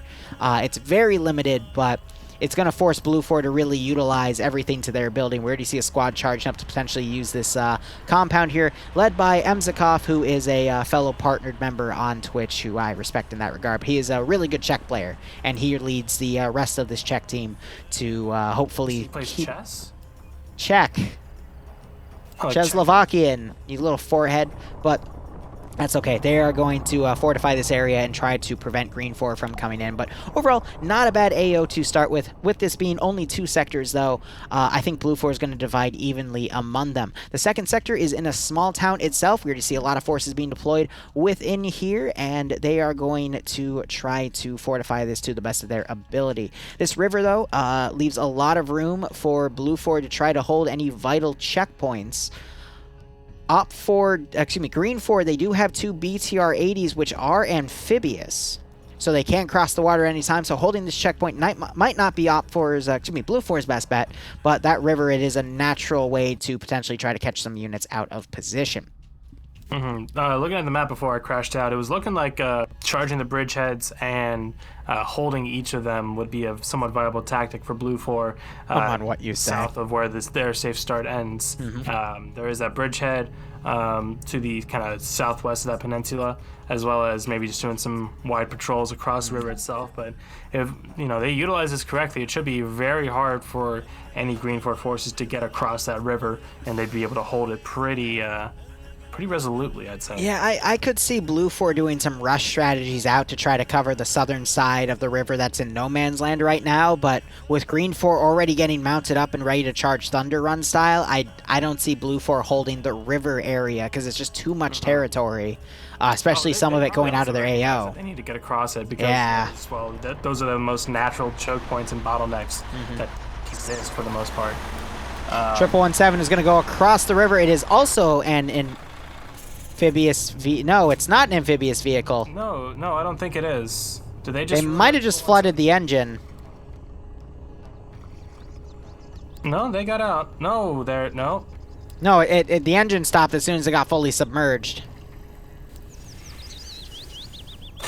If Blue 4 loses the 1117 this early on, that's going to be very unfortunate, because that was their BTR snipe asset, and if they might be able to get it up and repair, because now the engine isn't being flooded right now. So if they get a guy on the beach, they might be able to do some partial repairs. But, don't you love to see it? I really hope they didn't ground it early. You see the tires are still working here, but yeah, you hear the engine clicking on and off. They're trying to inch it out, but I think they just screwed it. Oh, that sucks, but Lord does say not TSB, but okay. That's not TSB. That's Bacon Flavor Mountain. This would be AA members, Anonymous, which is a joke on Alcoholics Anonymous, but that is how they like to play. But it's not TSB, Lord. My guys aren't responsible for everything, damn it. And the Revanche saying, did you know they don't pay by cash in Prague? Apparently, they all use checks. Prague? You mean Prague? Prague. It's a joke on the word Czech, as in Czechoslovakian. Yeah, and I made one, and you wanted to like reach through the monitor and tear my throat out. You goddamn. Yes, but I'm drunk, so I don't care. Anyway, let's see. They're gonna try to repair that vehicle, but they might have just completely flooded the engine and screwed it over, and they might just use it as a static turret to cover the river. So it's gonna be really niche if that thing is cover the river. Okay. Hey, the BTRs might go and turn into boats and just drive up the river instead. You know, you never know. That 50 cal might still get some use. We'll see. Probably not, but hey, I've seen crazier shit in FNF. So anyway, I'm going to look on the faction sides real quick. Who do we have? So we have some members of UPSC in Blue 4 here under Bravo. Because I know Chilt's a part of them, Coda's another part of them as well. And we have the rest that have filled out in X-Ray. You have Arma Zeus and Arma Jesus in the same squad. That's not going to get confusing at all. And we also have Emzakov with his merry band of Czechoslovakian players, also under Blue 4. And I do see, you know, so overall some good veterancy players on that side. One, yep. I'm pretty sure all the Arma, you know, deities are in their own, like, they're in the same squad or same unit. Of course. Because that would make sense, because we have Arma Jesus, Arma Zeus, and Arma Buddha, so I'm pretty sure that they all know each other to some degree. But secondly, when you're not checking the roster actively, can I ask you to hit backspace and make it go away so that the disconnect little notifications can come up. So if someone crashes, I can get back in the server. Of course, of course.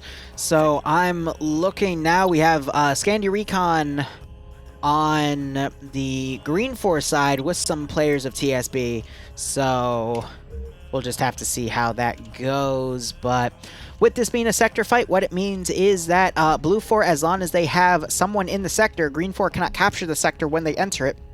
However, if all of Blue 4 is unconscious or killed off in the sector, a single Green 4 member within the sector will be able to capture it. So Sector 1 has a lot of guys on the outskirts of defense, and Sector 2 has the bigger grouping of defense. So what I'm thinking here is Blue 4 is going to try to hold Green 4 off on Sector 1 to the best of their ability, stalling for time so that Sector 2 can be that much nastier fight. And you do see a mix of trenches and fortified tool HESCO barriers being made to help extend the Sector 2 zone to the south, anticipating that Green 4 might try a water-based assault here. But we'll have to see. Meanwhile, Green 4... Yep.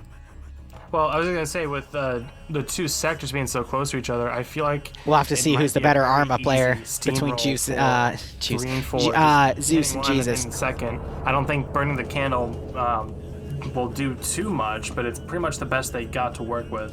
It looks like, yeah, they are dismounting, and there is no counter rush from Blue Force, at least so far. I would suspect that the counter rush was going to come from the 1117, but they are opting to derelict it. They tried to bring a Humvee up to save it too, but they flooded it even worse. And they even just caused damage to it. They tried to ram it up, and they just knocked it deeper in the river. God fucking geniuses. Ah, yes. You see, if we leave it there, even though we're crewing it, that means the enemy can take it, which means we need to flood it to circumvent the enemy's plan. Perfect. It's 4D chess from Star Trek. Exactly. Otherwise, Green 4 getting some forces on the bridge, trying to see if it is secure. You have this massive infantry charge coming in, where you have another infantry charge coming directly to the north. They're going to run into Blue 4 X-Ray, but we are seeing a classic pincer maneuver starting to start here, with half of the forces going to go up the left side of the map, try to get to Sector 2, while the other half is going to cross the bridge and get to Sector 1. That is a really good Green 4 plan here, because they're going to try to attack both sectors at the same time to nullify the defender's advantage of the clock. Because by attacking both sectors at the same time, they won't lose time by attacking one and then the other. So, good plan there by Green 4. And Green 4 still has both of its BTRs, and with no risk of the 1117 Hunter Killer for the BTRs, one BTR is suppressing one pincer, supporting one pincer, and the other one is supporting the other. I apologize, I'm slurring my words and picking the wrong ones because I'm a little bit tipsy.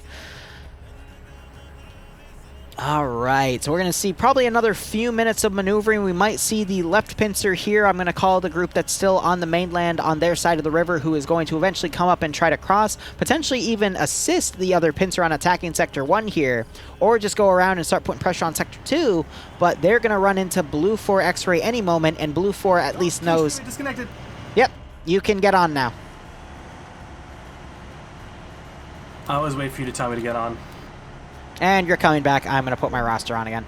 So, Barb will join us again momentarily, but otherwise, Green 4 is pushing. And you have Arma Zeus here trying to play dead as a leaned-over body. But we'll just have to see how things go. Lord, why do you bully TSB so much? They're not as bad as other groups I Zeus for actively, with all due respect to those groups. Nah, calm the fuck out. Like... Be nice to my boys. Don't be so mean. Liru, I doubt your community's any better. My boys. No bully TSB, because, again, TSB is actually pretty good. But otherwise, Keen is getting some recon data. They're watching Green 4 run through their lines here, and that other Green 4 force has mainly crossed the bridge and are starting to push in. So I want to see if Green 4 is going to spot any of these X-Ray guys for Blue 4. I think Aim at the Stars has spotted someone. No, he has not, but I am hearing some gunshots go off. That is units on the right side here. Flux and Keen trying to run to the riverbank so they can get low and run away. They're already triple timing. They're going for the river, trying to jump in as well to give themselves a little bit of a bonus, and they're running under the water as well. And now we're starting to see Arma Zeus and Arma Jesus putting some crossfire here to catch this Green 4 group out in the open. Killer just got taken out. McCarthy is down. And Aim at the Stars actually got taken out there as well. Arma Zeus went unconscious, unfortunately, but this is X-Ray merely trying to stall that Green 4 flank. Meanwhile, the other part of that Green 4 flank starting to engage Flux as he gets across the river. He is trying to return fire, though, and Keen will join him momentarily. Again, really good players. And most of Green 4's force has gone prone trying to cover this sector. We're seeing B Short taking a few shots by Flux. Reaper's returning fire from a different flank, knocking Flux unconscious. Great call by a TSB player, if I might add it. Otherwise, Arma Jesus picking off the other guy that was nearby, McCarthy. He is the solo survivor. The other Arma guy, which was Arma Zeus, is unfortunately dead, so Arma Jesus is pulling back. He doesn't have the marksman rifle. That went to a different player who is dead. Flux and Keen are dead because they took an entire force there. I don't know so, if he was playing. He's on Green 4 with Iander and rest of Scandi. Oh, JFX is playing? Well, it says Sparky. Neat. I hope he's not on our stream then. Yeah, but Sparky, he occasionally, he's a Zeus. He's also the guy that makes all my custom textures. But he might be the same guy. So we'll see. I think so. All right. But Green 4 making this massive unified push across the river, as well as on the side that, how would I put it? Their side of the river and the opposite side of the river having this nice little battle line pushing up. We have Arma Jesus, who's now running along the left side, trying to pull out. He's the last remaining survivor of X-Ray. But they did a really good job knocking out the entirety of Echo 1. But in exchange for their marksman, who I believe was Flux, might not be the best trade in the world, but we'll see. They made the best out of that situation. So now you have members of Charlie 2 for Blue 4 trying to stall Green 4's advance here, just trying to fight for time. Bassbeard putting some shots out. He's the Moz Gunner, though, alone in front. Blue 4 is really putting their best weaponry in front. I don't get that. Well, like, okay, best weaponry, yeah, but I was going to say, if you're going to say best players, like, it's Bassbeard, so temper your expectations. Lord giving a sub to Martian. I thank you for that, because I know it is Martian's first stream. I hope you all keep enjoying the operations. Lord, I will use your money and the other guy's money. I'm sorry I'm blanking on your name for the pizza. Hope you keep enjoying the ops, man. Right, B, not the good you want to be overwhelmed by. Right shoots first, and, well, that made no sense. Because Mountain saw Right and didn't fire. Right then, like, literally swiveled to him and lined up the shot, and Mountain just stared at him. So if someone literally that desert Marpad hiding below. Yeah, it's too white. You're gonna be given away. But if someone literally swivels and starts fixating where you are, you're dead. So you should start shooting, pop the smoke after you win the firefight and pull back, because otherwise you're screwed. Because Blue 4 right now is trying to send a few guys ahead to stall the Green 4 advance. But if Green 4 has this unified battle line pushing up, those single infantry guys aren't really going to do any stalling unless they score a kill or two and pop some smoke grenades and just add to the confusion of the battle line to try to stall that. But with 2 objectives instead of 3 for sectors, I would not be trying to play for the clock if I was in Blue 4 Command shoes, because those 2 sectors, it's even though they're 50-minute rounds, it's not going to be enough. No, Revanche had the money. Thank you. Bastard Appreciate it, Lord. Now crossing over that open field to get back to that second kind of, I guess you could call it a tree line, but essentially just giving them space and coming back to this main line of defense, because that fighting was some pretty, I mean, that was jungle fighting. That was tree to tree, very close quarters kind of fighting. So yeah, coming back to a more established line of defense at this sector itself, or actually south of the sector. Sector is the checkpoint itself. But, so, where they got Emzikov and all the checks wrangled up in.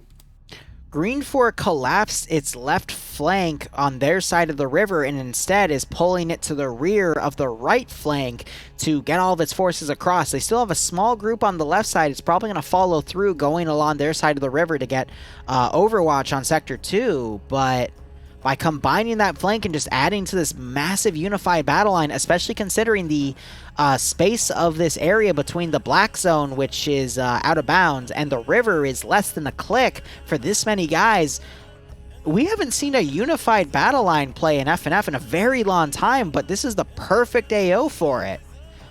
The advantages of it with this tight of a space and with the groups this close together is if Blue 4, for example, Delta 2, starts coming under fire from Green 4 Alpha 1 and Green 4 Charlie as they push up, this one group for Bravo Green 4 can swing over to this tree line right here next to Delta 2 where we currently have Blue 4 Charlie 2 elements and flank it, and then they can just encircle areas, wipe them out, and then continue pushing forward. So we're gonna see a battle line, a unified battle line in its perfect prime here in terms of a textbook definition. So I'm gonna be excited to see how this goes. The important part about the unified battle line, though, is all forces need to move in the same fashion. If forces start going ahead of others, like for example, we're seeing the edge element on Bravo starting to get a little ahead of the rest of the battle line. If they go up without support from the rest of the line, they risk getting encircled and killed off. Not necessarily encircled, because if Blue 4 tries to do that, they'll run into the rest of the battle line, but Blue 4 will send reinforcements to Charlie 2's position, for example, and then contend with Bravo 2, and Green 4, if they don't send the forces quick enough, will just lose those forces in the battle line. But otherwise, we had Delta 2. I stalled because I saw Delta 2 start to engage Alpha 1, but Green 4, Bravo 2 engaged those 2 elements of Charlie 2 for Blue 4, and now we're going to see the unified battle line at work.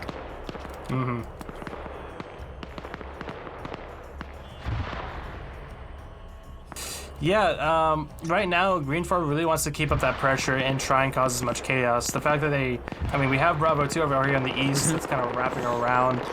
Scandi is on Green 4, UPSE is on Blue 4. Southeast, if they can really do some damage on the flanking push, line up this check defense line to the south of Sector 1, and really just open it up for a fast take of the sector with so much time left on the clock, I think it's really going to assist Green 4 and making this a decisive victory. But both BTRs, by the way, have crossed the river. One is going to the right side of the unified battle line, the other one on the left, so they're keeping their armored support unified in this push. I think Green 4 has a really solid strategy here.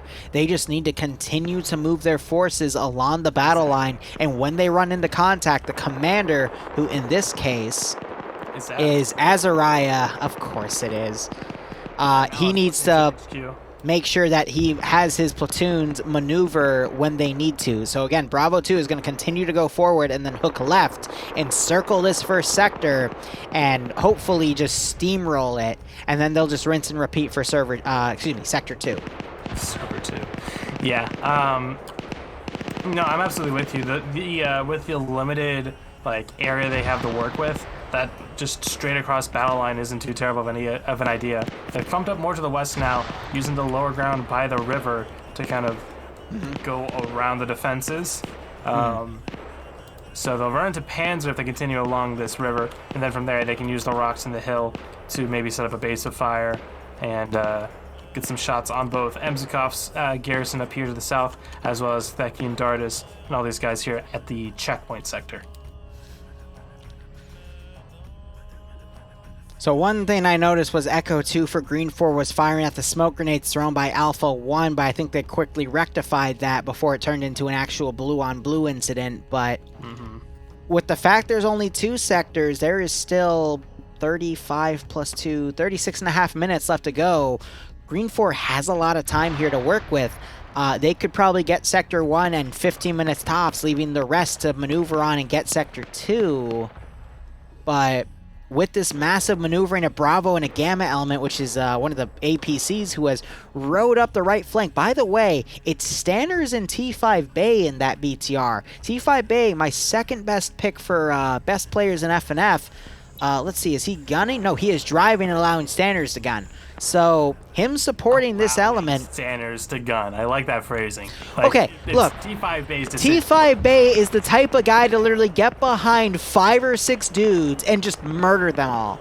We've seen it time and time again. Do you remember Trinaris Winter in... what's the top right town called? The big one. Berzino.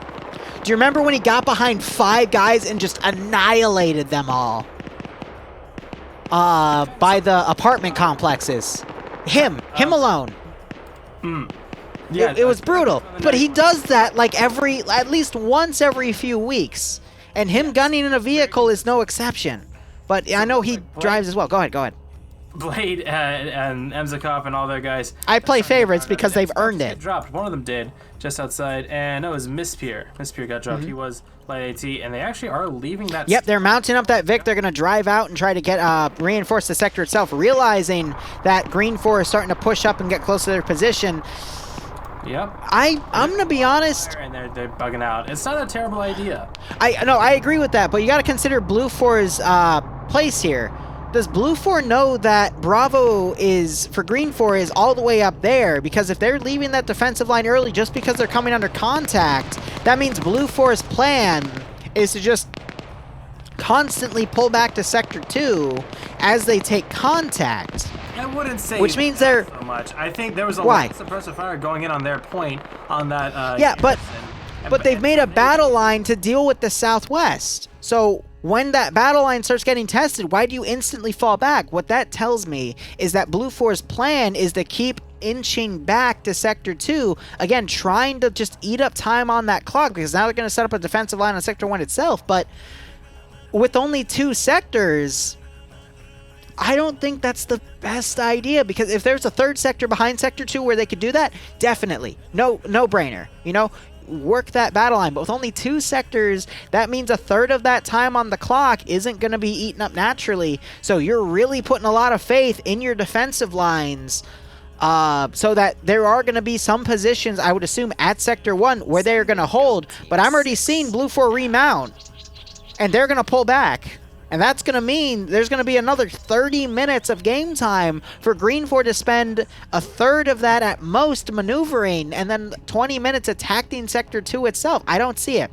I think Green 4 is just going to be able to overpower this one. Go ahead. I think you're right on the nose, because Blue 4 now is very much leaving Sector 1, mounting up in that big old transport truck and getting the heck out of Dodge. Or giving us up to Old Man Briscoe. Bassbeard, Navy Fisher, and Bacon all still... Is that a joke on Law & Order? I think they were part of my the favorites. Bacon. Thanks so much. Hope you keep enjoying the operations. Hope we get kicked out of this. Themselves. But they're holding back here. I don't know if they're doing like a suicide defense kind of deal.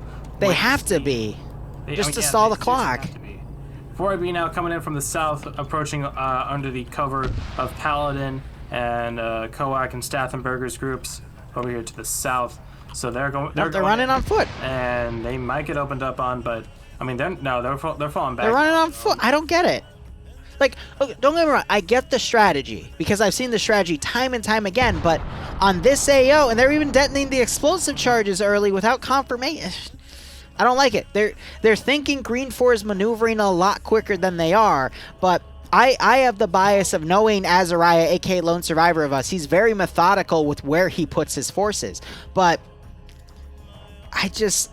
Blue 4 is just assuming what Green 4 is doing, and they're going off of that, when in reality, they're just allowing Green 4 to do massive maneuvers to gain time on the clock, compared to just holding them back and eating the clock. I'm with you I don't as know. far as eating the clock being a superior maneuver to win on defense, but I think G-Legs just had his round caught in the tree.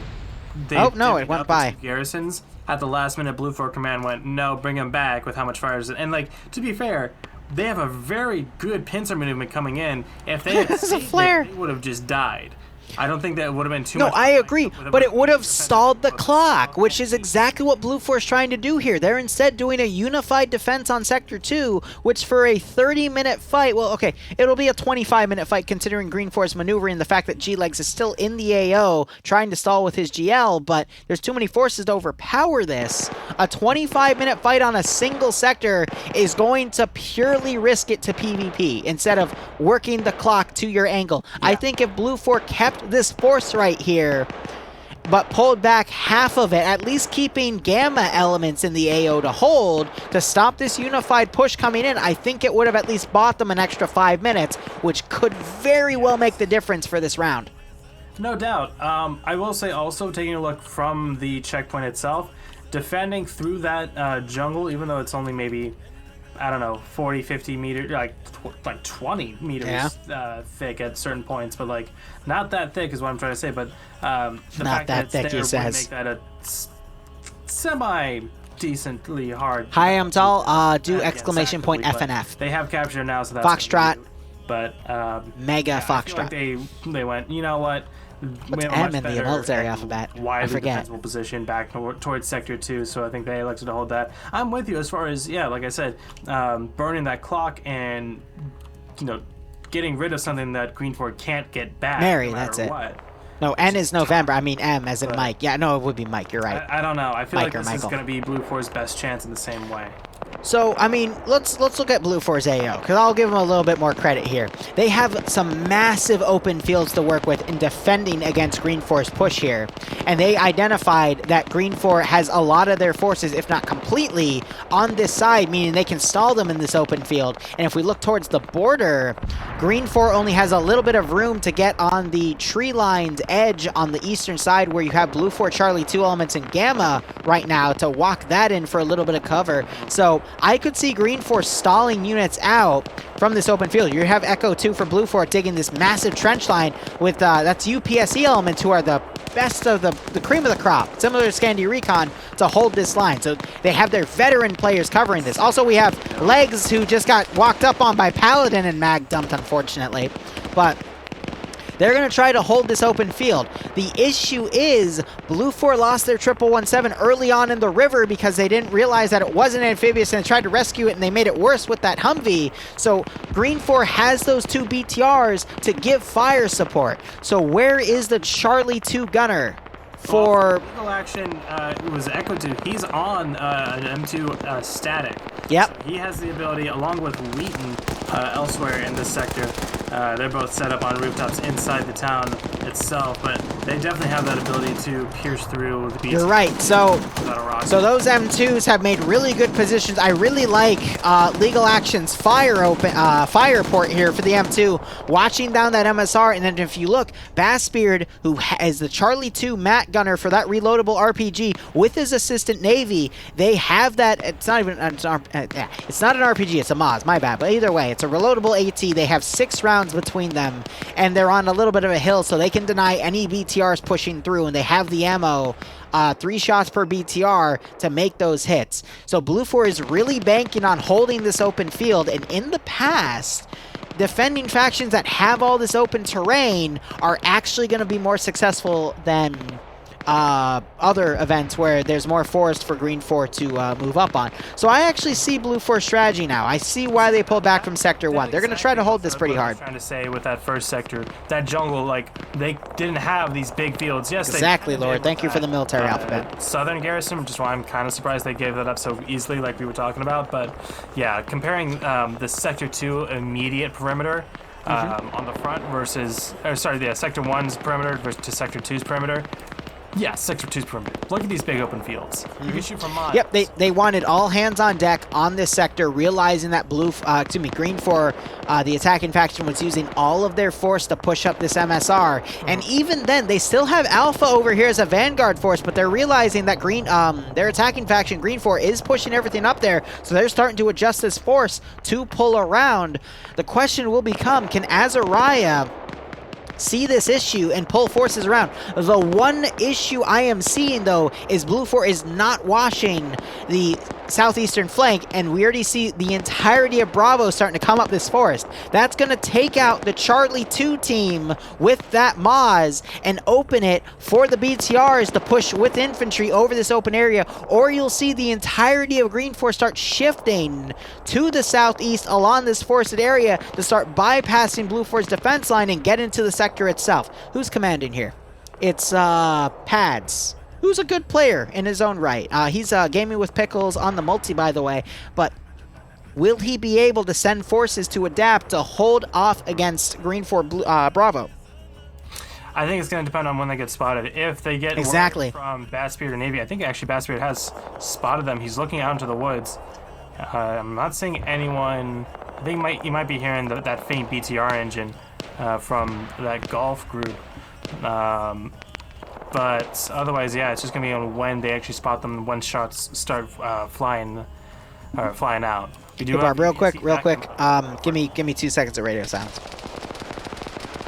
All right, they don't hear that BTR, but they definitely just heard that BTR open up. Sorry, continue. Yeah, no, good, gotcha. Well, something set them trying off. to snipe Snam out right there. Through those trees now, might take a shot here. He does have a clean line of fire. Come on, Batspirit. There's the shot. I think it was low.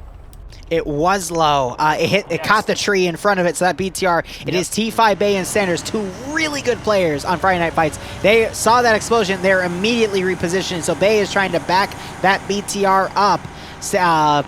Bassbeard, with his assistant, will still have 5 shots to go, but at least that stopped that BTR from covering that angle. And you're also seeing Bravo give away their position for Green 4 as they engage Panzer and Verzo, who are a part of... Let me quickly check their squad here, if I can get a click on them. They are part of Delta 2, who is the internal defense, but they're being shot at by their own guys.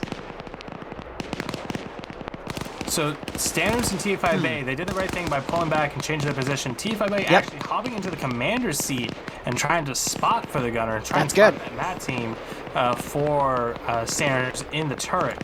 Now Batspirit, he's still looking around to find that target again. He can't see it.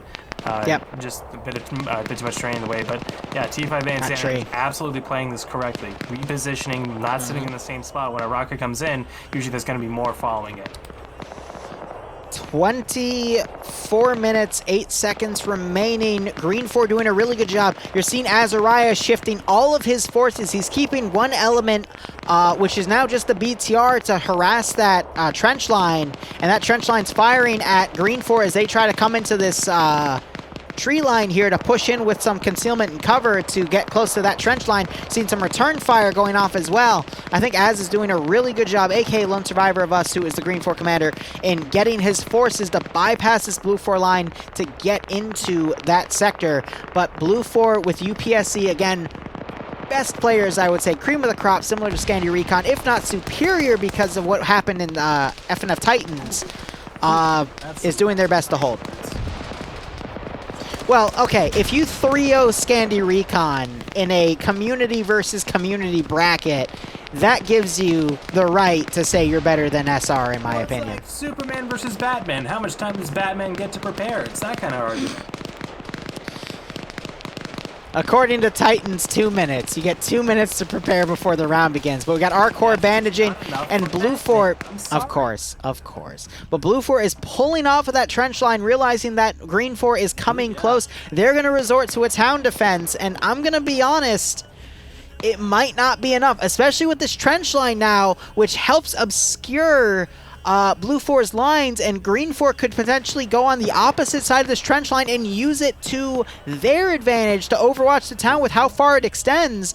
I think Blue 4 might bite itself in the ass, which is why UPSC is actually sending its forces back, realizing that that might not be the best call.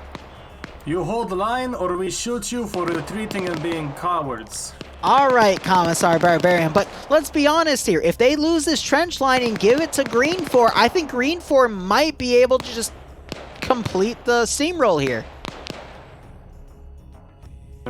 Yeah, no, I think this is absolutely the best plan of action, and Blue 4 didn't really seem to... Best case for Green 4. Yes, best case for Green 4, going through this tree line where the defilade works in their favor, giving them both cover and concealment to push up. Rocket goes out.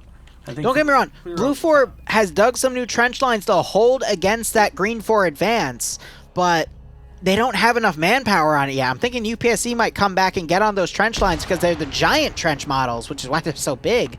Ooh woo. But Green 4 has... To the west, we do have Blue 4 and Green 4 X-Ray coming into contact with each other. Pierce is opening up with the SPD, but is looking the complete opposite direction as a research. I think Blue 4 is going to be able to jump, and Research has a really good firing arc right here, and this Blue 4 group's going to hear him. Yep. There's the headshots on Husky. Husky's taken out. Pierce now adjusting, but he is in the open with no cover. There's the headshot on Pierce, and there goes Green 4 X-Ray. So both marksmen, both on Blue 4 and Green 4 squads have been taken out. So really good Vanguard opportunity by Alpha for Blue 4, but will it be enough? And I'm gonna be honest, it's gonna be a close one. We're gonna really see the PvP come down here, but Green 4, with this trench line to work with, can actually make a small concave and start attacking both the southern side of the town and the southeastern side of the town because of all this cover that's been dug. Yeah, it's right on the ridge. You're already seen Green 4 use it. Perfect for Blue 4. Look at 2600 right here, literally using that to his advantage though. This is what I was worried about for Blue 4, because now Green 4 is just going to take that trench line. You have the French RCC guys over to the west. Fire back. They're pulling back as well though. Shouldn't even mention the French, I'm sorry. But yeah, I think this is going to be a great opportunity for Green to set up its own base of fire and to pretty much repeat what it did getting up to this point, sending a group off to the east through defilade, behind cover, and just getting around the defensive line.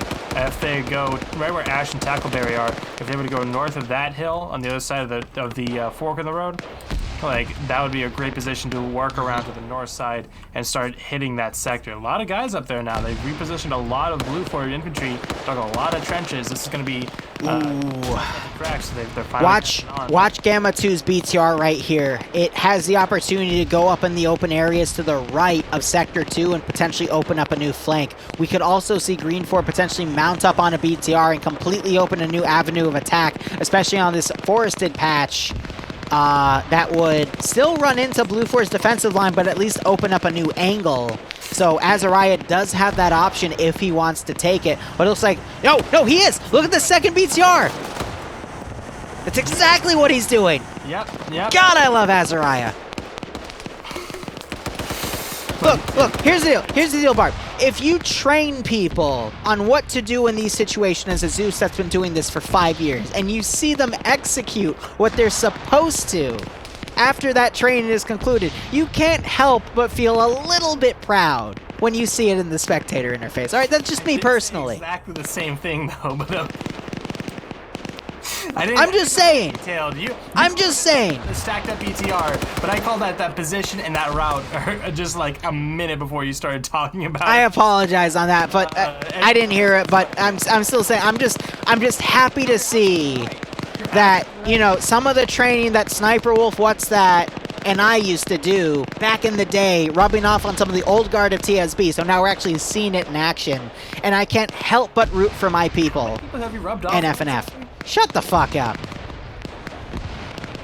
So that green 4 force has deployed the entirety of Alpha, which is 4IB and TSB and Eander from Scandi Recon and Infidel as well. They're going to attack from the rear and completely outflank Blue 4. I love it. I absolutely love it.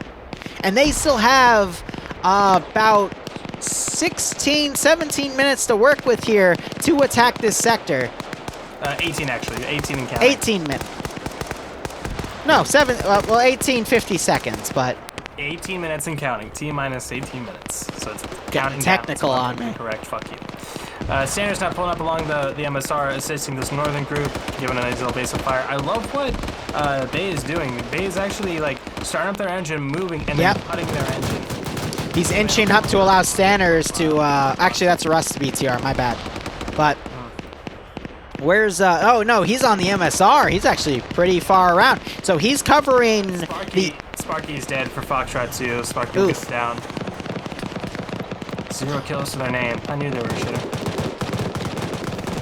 Oh, that BTR just annihilated somebody, knocking out Riccardi as well. Slipperjero trying to pull back. Great play by the BTR going on the right flank, but it takes a rocket. Actually, minimal damage there. It might have hit the front little duck bill of the BTR, causing only a scratch. And it is now returning fire. On the bridge of the nose, right on the front of the BTR. Yeah, that's not one of the best places to hit a BTR, because that's just part of the, whatchamacallit, the shape of the front of the BTR, which is shaped that way to basically deflect tank shells and whatnot. But it looks like they are dismounting as a precaution, and T5 Bay is repairing the vehicle. Something got hit there, as Sanders is now trying to get some pickoff kills from his AK. Of course. It might have jammed the turret or damaged the gun or something. The gun is looking kind of... I'm sorry, Lucifer. Down, I can't help it. More depressed than usual. But yeah, so, Stark is actually... He's not waiting for any support. He's running in there, gun on his back and everything. Yeah, he's charged in. That's really good. He's pulled that weapon out. Blue 4 now dividing their forces among holding the small group of Green 4 coming in from the northeastern flank, but by pulling forces away, that's allowing Green 4 to get on this massive trench line and start harassing Blue 4. I just saw Stark bad frag himself. He tried to throw it in one of the windows. Amazing. Unlucky. The physics just didn't work with him, that's all. But we got that BTR repaired. It's now coming up to support on the northern side. Stark. Well, no, T5 Bay and Sanders. I don't mean to play favorites, but I've never seen them blue on blue before. You've always played favorites. I know. I'm just saying. Like, I've seen even Scandi Recon has blue on blue, but I've never seen Sanders and T5 Bay blue on blue before. Making a play, possibly. He is a combat engineer trying to... Yep, he's pushing. Gets Wasp. He takes a hit in the leg, but he is still going to push along that trench. Oh! Wisp immediately notices that Paladin does not. He pushes up and kills Legal Action, but he gets cleaned by that satchel. Could have been worse. Could have been Look worse. Look at all the dead guys on Green 4, though, by Legal Action taking out the far western flank of Green 4's push. Nemesis coming up to rejoin, checking the bodies to make sure if there's anyone he can save. Otherwise, Sank 2 now returning fire here. That was a great play by Legal Action to stall the western flank, and you're seeing Green 4 bodies stacked up on this trench as they are committing to this push, but Green 4 is starting to run out of manpower. It's really going to rely on the fact that you have this northern force coming around. You have Vlad coming around on the rear of that northern force with a truck, but he now pulls away into friendly territory to the west. And now you're starting to see Green 4 getting on top of this position. Sorry, go ahead. Foika with the kill. Also engaged. I mean, just a lot of engagements up here, but like they're all 3-1 in advantage of Blue 4. Yep. The players up for the attacking side down on this end of town, but they're staying alive and really taking a lot of Blue 4 down with them, but they are down slowly but surely.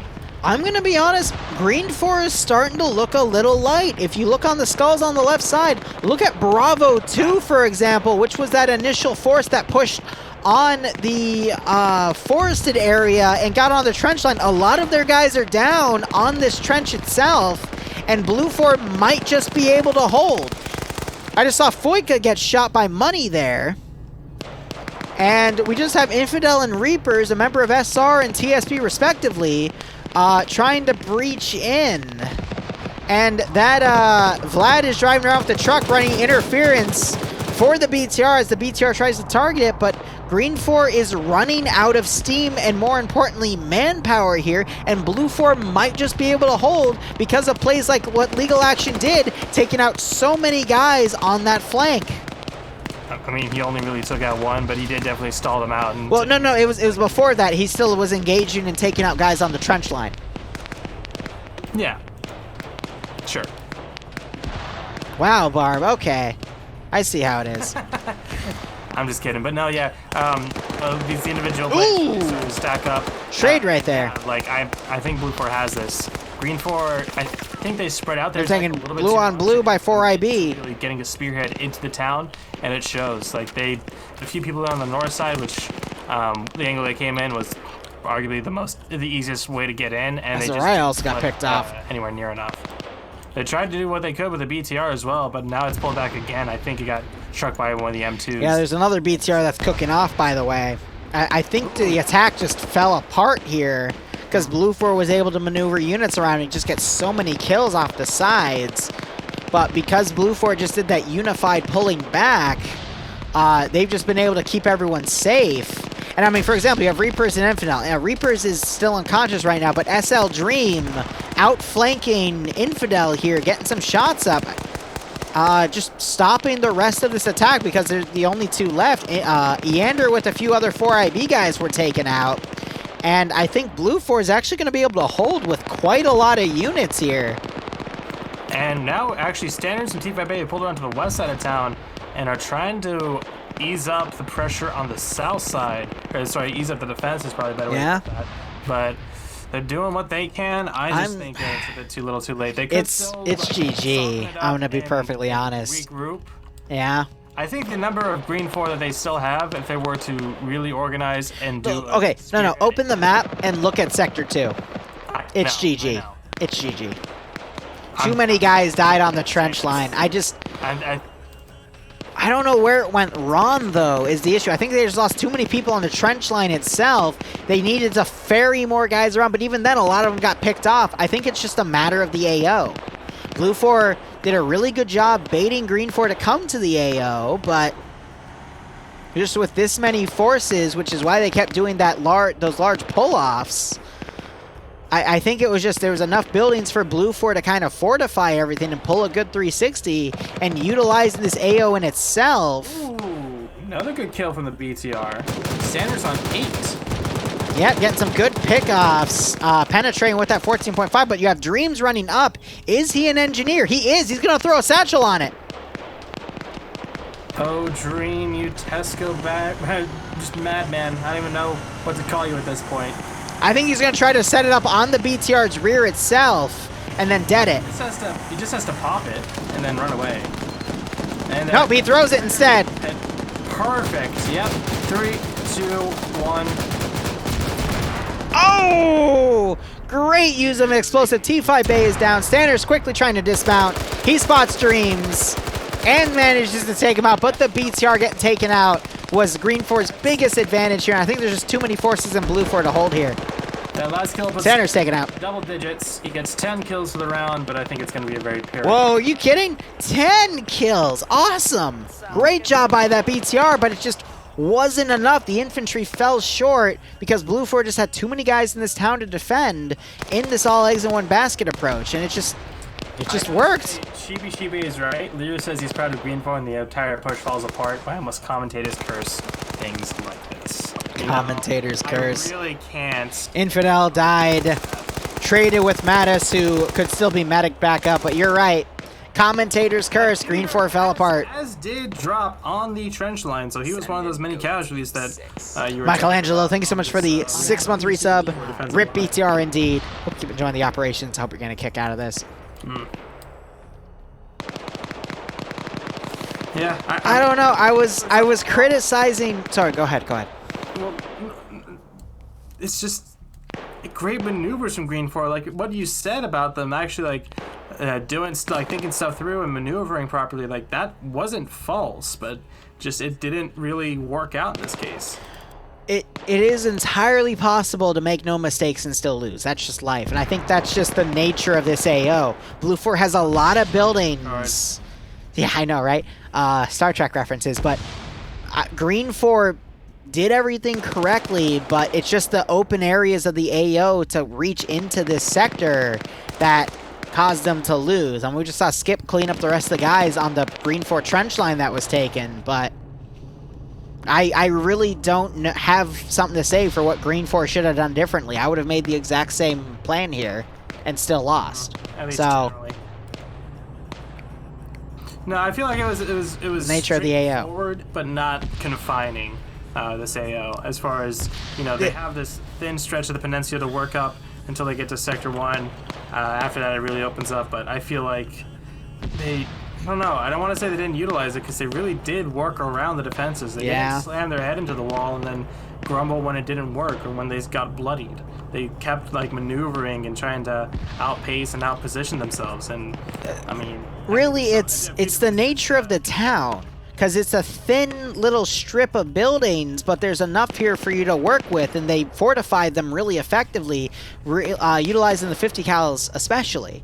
And they made a defense line to the west, and then that trench line to the southeast. But more importantly, the one to the east itself to cover that attack. I don't think this AO would have been hittable even if Green 4 split their force and had them cross the river and come up, because we still have Blue 4 X-ray elements with, it's just Arma Jesus, but he's joined up with his buddies. He's on 5 kills, by the way, but, you know, they would have still been able to hold that sector because Alpha for Blue 4 was still covering the western flank. It's rare when I see this, but I think Blue 4 just had a perfect defense strategy that just cannot be beaten in this area. What the shit that you gave to the first sector defense just caving in almost immediately was kind of what saved them, because they were able to spread out. I didn't realize this style of AO though for Sector 2. That changes everything in perspective. I was worried for Blue 4, but Blue 4 just had it based on the size of this AO. No, I feel you.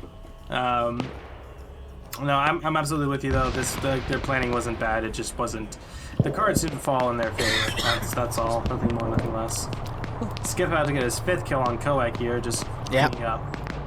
Yeah, it's a cleanup. Is that all of Green 4? No, there's one more guy left, but I mean, just look at the roster. Look at all of the Blue 4 guys still alive. This wasn't even close at the end of the day. Like around 15, 20 or so. Blue 4 still up. My God.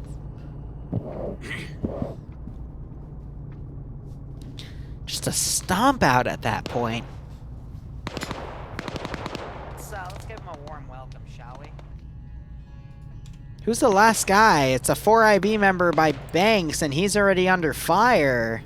But So, let's give him a warm welcome. I really don't know what Green 4 could have done differently in this AO. Normally I know, but there goes Banks, and that's GG. Nearly at the hour mark. Freaking G.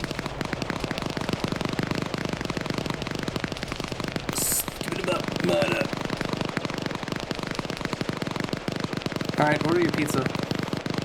I am, don't worry. But just look at all the Blue 4 guys still alive here. Look at all the tracers going up in the air. It's just...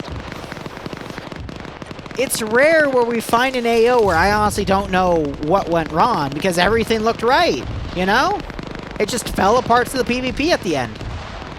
Which is what Blue 4 was banking on, and they were right to do so, apparently. If it's stupid but it works, it isn't stupid. Straight from the horse's mouth. Just fell apart, and sometimes it happens. Oh, I thought you were calling me stupid. No. Do you not know that phrase, straight from the horse's mouth?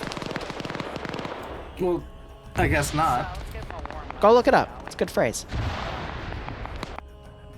Like, it wasn't even... Someone in chat saying it's the position of Green 4, but it really wasn't. Like, everything was done properly. The advances, not going through open fields, it's just...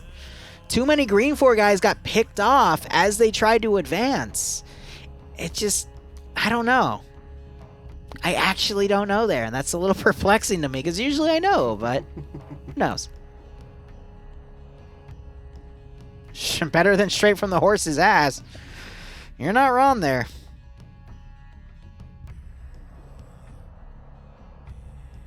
Great. I can't wait for us to end at like 7:30, and then we have like 30 minutes to eat before.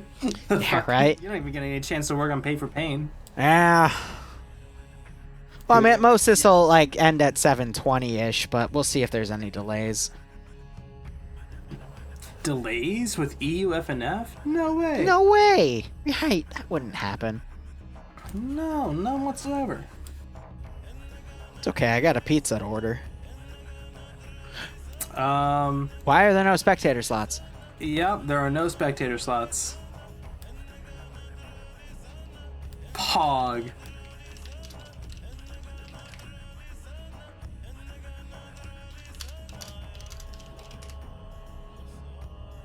I guess we're gonna have to go on the attack one of the sides and then just kill ourselves.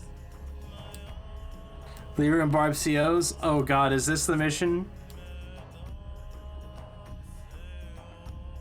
No, I don't want this to be the mission. And my heart isn't ready for this. No, no, no.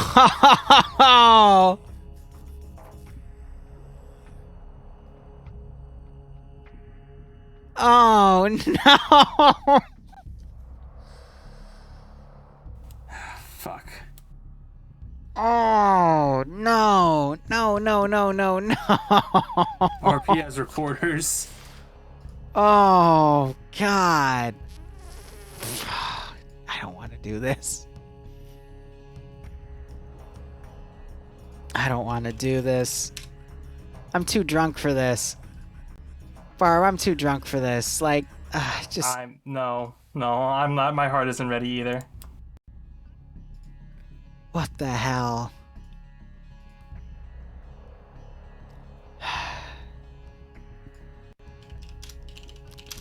What's the thing? Blue 4 is attacking Op 4.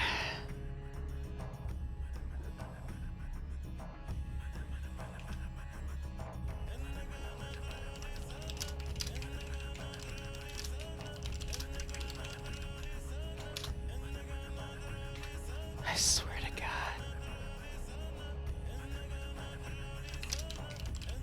Switching it to fonts.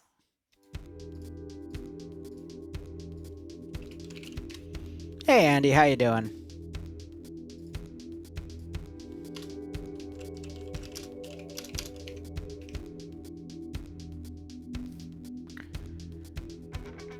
I don't see a numbers advantage, so I'm going to assume it's a 10% numbers advantage. That's usually the default.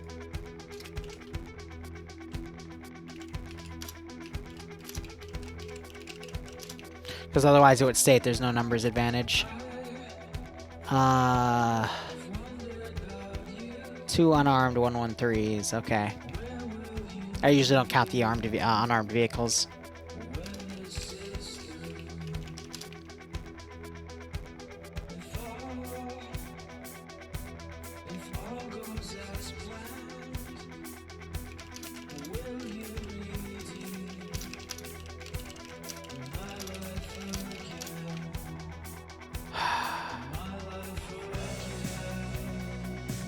What?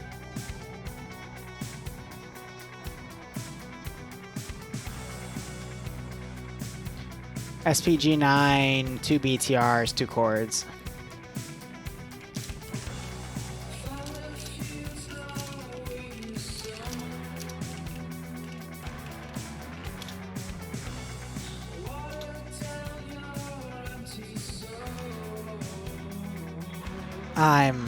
I'm concerned. He ended up in a fursuit with tits. What's that? We don't talk about that. No, that's one of the rules. That's one of the freaking conditions of your moderation contract. Oh, God, why did you leak that? You didn't have to say that. It's too late now, but why'd you say that? Hello? Hi, Indigo. Hey, Fox. What's up? Hi. So, unfortunately, this mission does not have any spectator slots. So, you are given the option to play. If you prefer to shoutcast, you are welcome to. We'll slot you one each team, and you can respawn. An alternative, you can just go and respawn and save that in. Yep. You'll have to spectate again. Which would you prefer? I mean, Liru's been drinking. What do you want, Barb? I'll take blue for a command. Do you want op for a command? Let's do it. All right. Is that viable? Yeah. Liru, blue 4, Barb op 4. Yeah. I gotta reslot on the server. Hold on. You guys gonna take leadership? Yes. Or they are? Yeah, they're Okay, cool. taking, yeah. Let's You're let's gonna have get to going. take it semi-serious and not just me. Oh, I will take it seriously. Don't you worry. No, Let's it's, jump down, lads. with Best me of luck, versus gentlemen. Liru, he's really gonna try and. I can't I'm not gonna fucking mix that, but- believe this. Oh, wow. Good luck. I hope you enjoy it. Thank you. All right. Well, I unless can't- there's more Jameson. Believe this. I'm relogging on the server. Let's give him a warm welcome, shall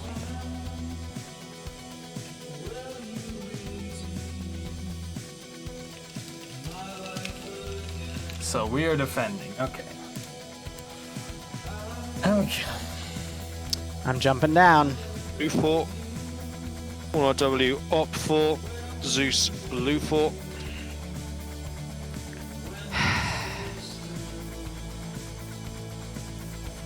For all of you asking to let them pick teams, that would be lovely, but they don't know the numbers, so it would take far too long.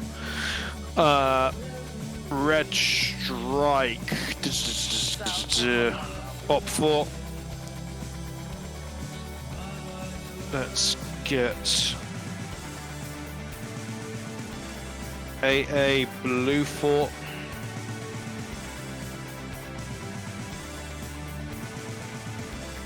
Let's get FK Blue 4. Let's get Scandi Op 4.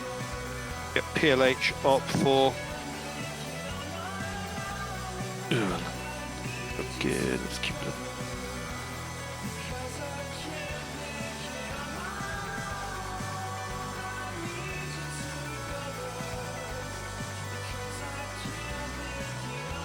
Okay, let's get RCC Blue 4, RRF Blue 4, Myrmidon Blue 4.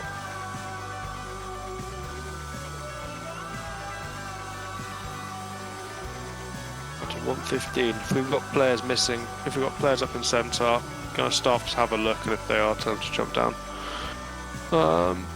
Let's get 29th and the 15th Blue 4 as well. Let these numbers settle. Let's see if we're going to have anyone else coming in. I'll have a look. Do you say 15% Indigo? Yeah, 15. Lovely. It can be Right. 10 to 15.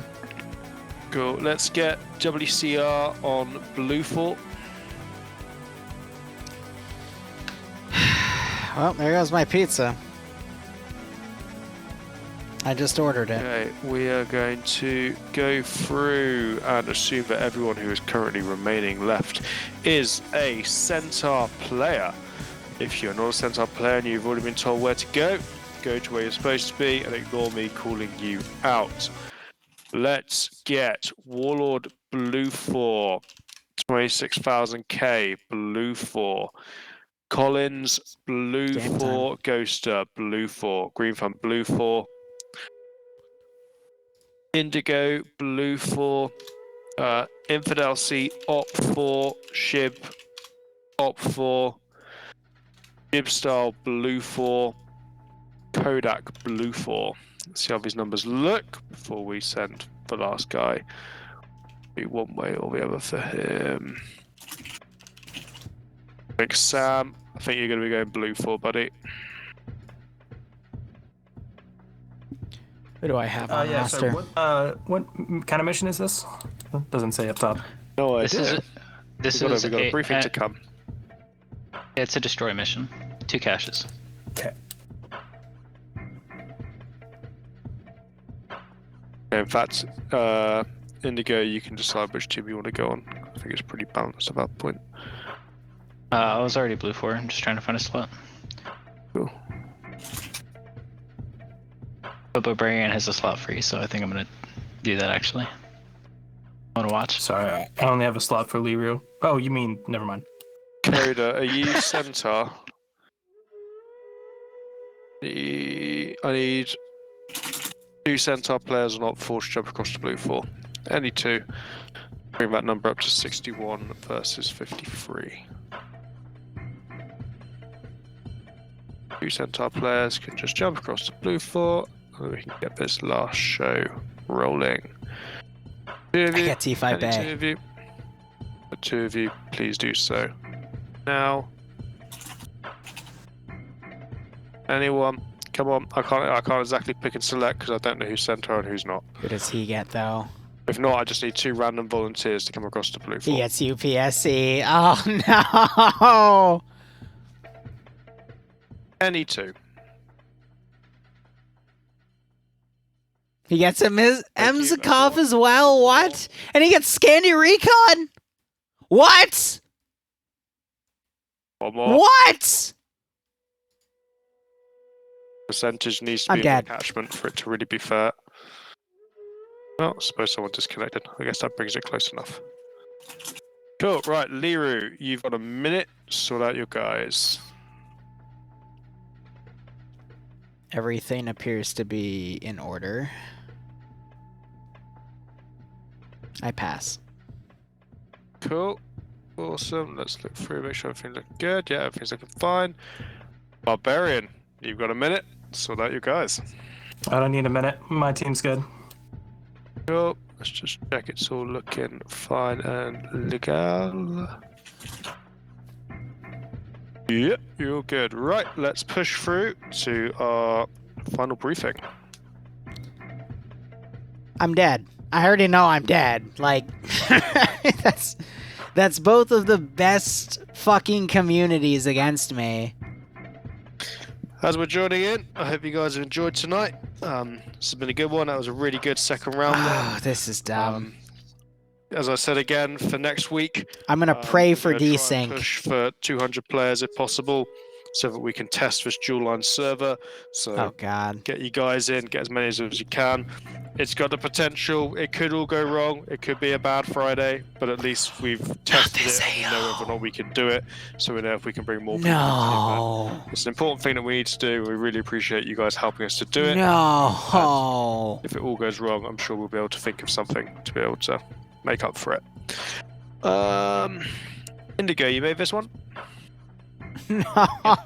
Cool. Let's have our This briefing. one. Alright, so this is a destroy mission. Blue 4 attacking, Op 4 defending. Op 4 has a moderately fortified fob to the south, where one cache is located. There is another they need to defend to the north, which has very light fortifications in place.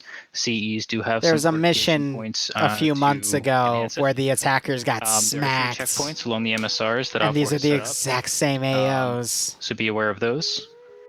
Op 4 has So I'm outpositioned, I'm outgunned, and an SPG and I'm 9, out-veteraned. as well as 2 BTR-80s.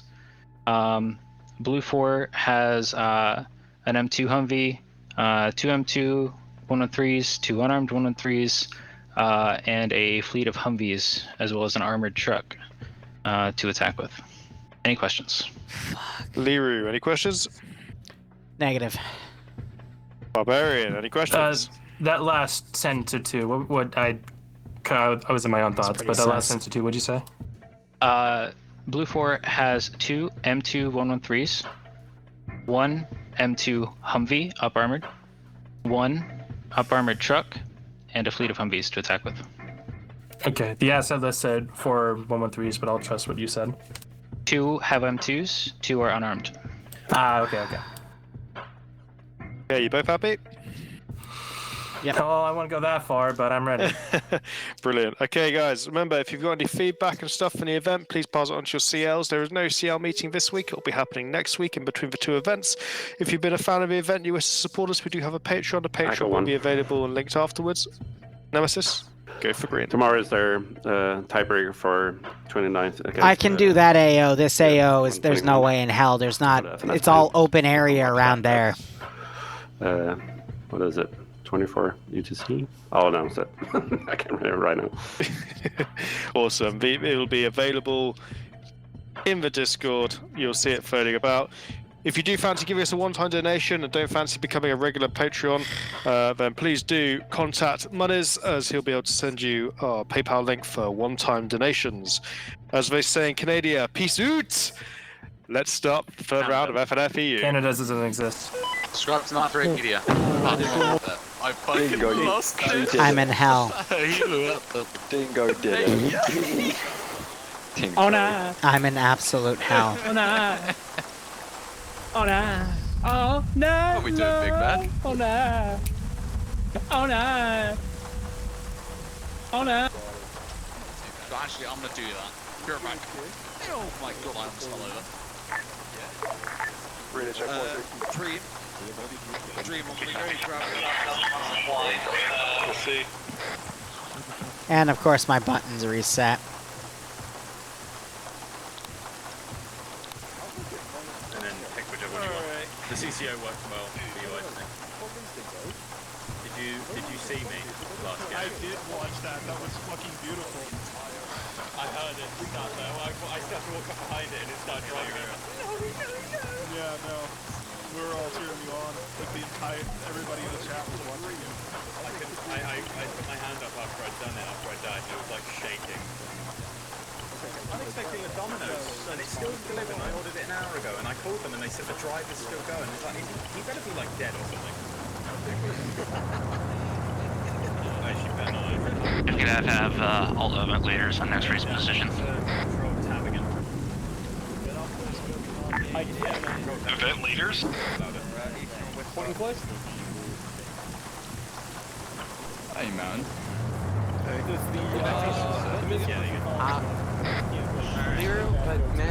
Well, this is going to be a tough one, gentlemen. We're fighting both Scandi Recon and UPSE. Barbarian and I are both drunk off our asses, and the AOs are completely against us. That sounds like a fun. I know, I'm going to yelling. So here's the deal. You guys are either going to pull the biggest clutch I've ever fucking ski in Friday Night Fights, or we're all going to get fucking murdered. Here's the deal.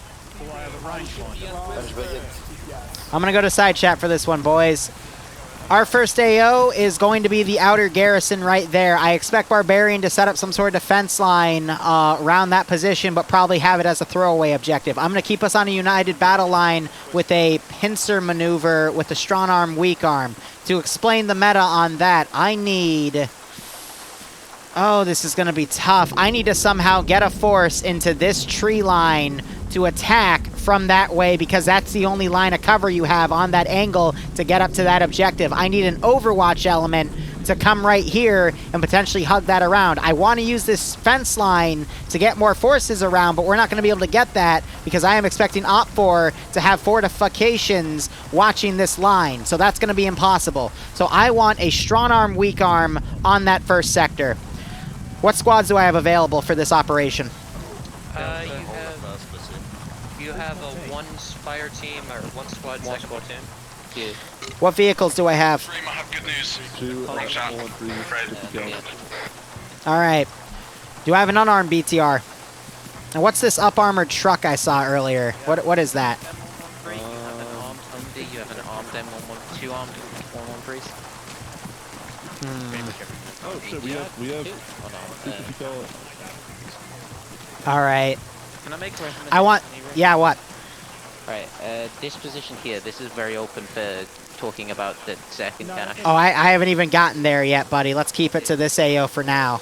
Here's the deal. I want these on BTR killing duty. Both of those. Their job is to snipe out the enemy BTRs and take them out early on. That will deny them the 14.5 millimeters to suppress Gen's infantry. My bad. I was on Whisper. Yeah, so again, I want these on BTR killing duty. They're fully autonomous. Their job is to kill the BTRs. After they radio up and say that it's done, I'll retask them to something else. Those two armed M113s are going to be running interference on the airfield with smoke generators, not obscuring this line right here, but running smoke in this area instead. I want Charlie to cover this area and engage, and I want another squad to cover Charlie's southern flank in case they get run up on by an enemy squad. I want the rest of the force to come around this angle and follow through. It's going to be a bottleneck, but there is literally no better way to do that AO. I suggest if the What? platoon is is one squad sends second platoon round that north, have first platoon holding that corner, and from there, once second takes it out, we can then push down and around to that second objective. I'm okay with that. And that way we've got... Here's the deal. If they decide to hold that, though, against one squad and they have more forces there, they're going to overpower it. So what you're recommending is a bluff, essentially, which I'm for it. Like, that's all we got at that point. What we can do is just set up on this tree line, we'll lay down suppressive fire, just make it seem like there's fucking a metric fuck ton of us. Yep. And you guys can push across from the northeast. No, you do not want to push across that open field. We're not going to push any forces across that open area. This is the only way to get forces in there safely.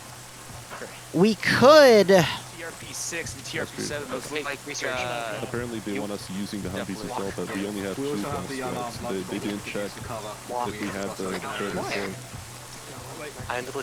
If push comes to shove, I can always send, obviously I've got 3 squads from the Charlie machine. Alright, hold up. So what, I have Alpha, Bravo, Charlie, and I have Delta, right? Yep. Okay, here's what we're going to do. This is going to be the dumbest thing I've ever done, but this AO's hell. Charlie is going to come over here and overwatch. Delta is going to come watch the flank of Charlie. Alpha and Bravo are going to come up to here. Those 2 armed Humvees are going to come around and escort Bravo in a thunder run to the tree line. Alpha is going to be here pushing on foot, and only after they've taken this position will the thunder run go. Okay? Those 2 Humvees are going to escort that thunder run, though. I'm going to have those 2 113s run interference on the right, but when I detect where those BTRs, though, I'm going to call off one of those M2 Humvees to go on an attack action against those BTRs. Second AO, this is hell. There is no good way to attack this position. We got a nice forested area over here, but it's going to be fucking bottled up harder than my ex-girlfriend on fucking prom night. So... what I'm going to recommend is Charlie and Delta come down this way, Alpha and Bravo come over this way, and then vehicle support run interference in the middle. There's literally no other good way to do it. I'm open to suggestions. Liru, I think thunder run's probably the best idea. Alpha's D-bus, like disembark our vehicles. One at a time. So, Easton, what for Alpha? Do you want us to drive right up to the objective, or do you want to mark us? I want Alpha to... wait, did I say Alpha was going to do this thunder run? No, Alpha's going to walk on foot. Bravo is going to dismount in this area with support from the M2 Humvee, at least one of them. So we're going to have to distinguish which M2 Humvee is going to go after the BTRs, because those 113s are going to be running interference in the middle. Alright, I'll mark the D-bus stuff. We'll go. Can one of you guys grab on our, clarify the plan. We've got Bravo swing ramp from the northwest. Yes. Charlie holding from the east and second platoon with Delta. Charlie's going to do Overwatch. Delta's going to cover Charlie's flank in case Op4 decides to do some sort of counter attack. Oh, Op4 command disconnected! Advantage! Woo! Shall I start briefing them then? And yes. Start getting them on the plan, because we're going to play AO2 by ear. I fully suspect them to do an all eggs in one basket defense on the southern AO, because that's what I would do. That thing is really well fortified. It's all open AOs. There's no way to really hit that AO, so I'm expecting a miracle. What? And then, good. I was going to say, Delta, that squad there, we're just taking an unarmed. You guys have a TCRA? Yeah. Just one of these? Okay. Yep. I think it might be set to send you guys to TRP2 and just gather intel about Matushka. What? I don't know if the VODS is going to allow that. It should be nice content. I saw Bowser, yeah, don't you worry.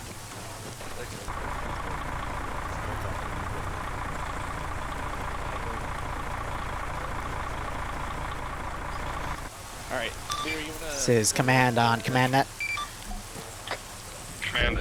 Yeah, loud and clear. Alright, I want to make sure all squad leads are on this net. I'm going to be giving orders here. I hope my 2IC was here to listen to the brief. I want that plan to be carried out, but be prepared to adjust plans accordingly. If we find a weakness in the defense line, which admittedly I doubt we'll find, but we'll see what we can do about that break.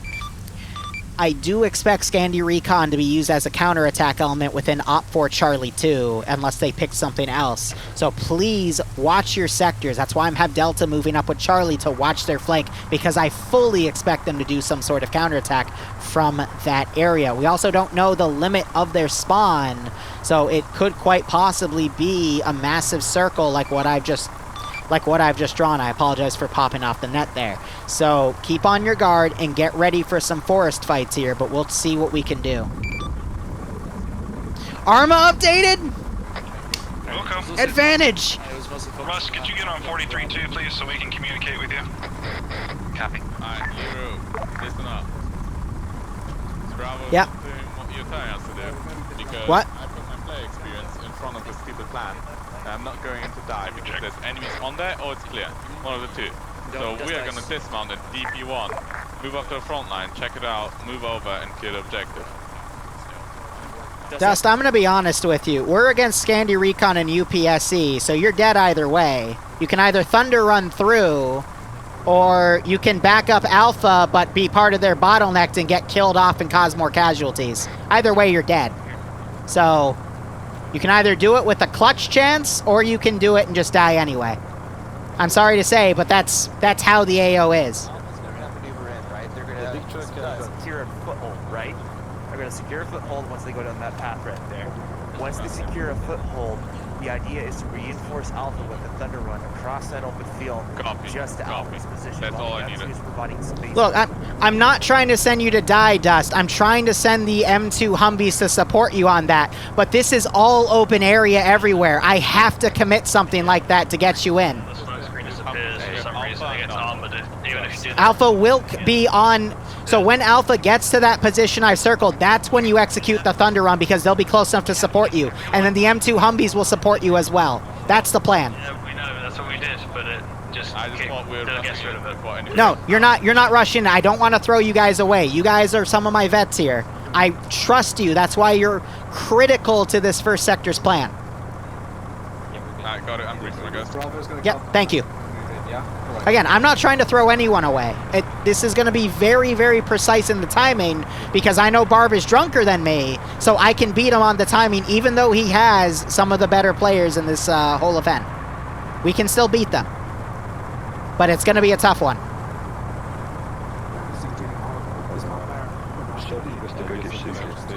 I can't hear you. Don't leave us to go get sushi. Sushi would be nice right now. But for now, let's get mounted up and let's just see how this all executes. This is going to be a toughie. Alright, everybody can hear me, right? A-firm.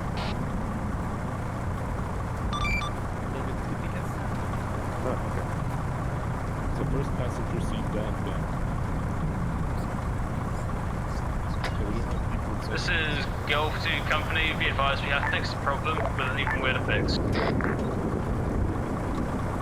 Say again for you okay, Golf? Over. Yeah, the smokescreen problem's been fixed. It's really weird, but we've got to work it again. Hey man, your door's open. My door's open? Oh, his door's open. All right. You can drive, Josh. Ollie John 4S, thanks so much for the Twitch Prime sub. Hope you enjoy watching me get murdered here, and I hope you get a kick out of this. This is Golf Actual to Company Net. Over. This is Company Net. Send message. Golf Actual. Over. Hey, this is Greg Legs. Do we still have people for the Humvees? I think you guys should check whether we had the other 2 golf units filled before we started the game. I don't believe they were filled, so we're going to have to find out how we want to get those filled. Over. Yeah, best bet is getting some of the infantry guys too. Platoon 1, Platoon 2. Do you guys want to fill armed Humvees and assist with the front line? Over. This is Platoon 2. We're on the defense on Delta Pause. We've only got 1 squad, like I said before. We can't really fill a Humvee. Well, you're going to be working with Charlie, though, on that angle, so you'll have 2 squads. Over. Solid copy. Are both Humvees open? Both M2 Humvees appear to be open at this time. Over. Okay. Platoon 2, take this. Platoon 2, you'll take both. Over. Correct. A-firm. Eventually armed Humvees. We're going to be taking... Check net, check net, check net.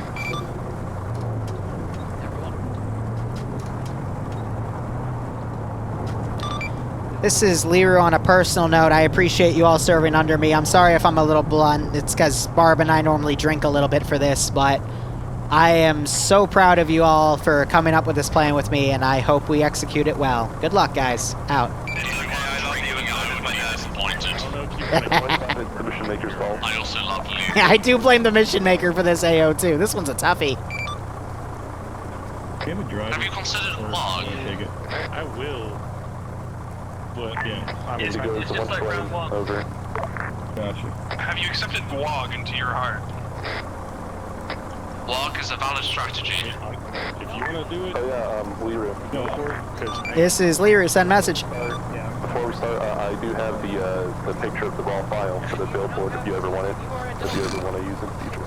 Hey, firm. Send it after. Over. Also, all units, please look at the left-hand side of the map. Why does the door stay open?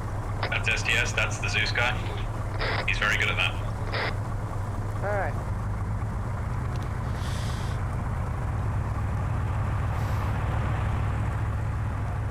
This is gonna suck. If I'm driving, I need somebody. Barbarian has checked out. I mean, technical issues. Go ahead. Where, Russ? Where's Russ? I don't even know where we're supposed to be going. Field. If you're not in a vehicle, go ahead and join the M113. Samir, slow down. Slow down, Samir. Where did Russ go? Literally the southeast of the road. No, southeast. This is legit going to suck.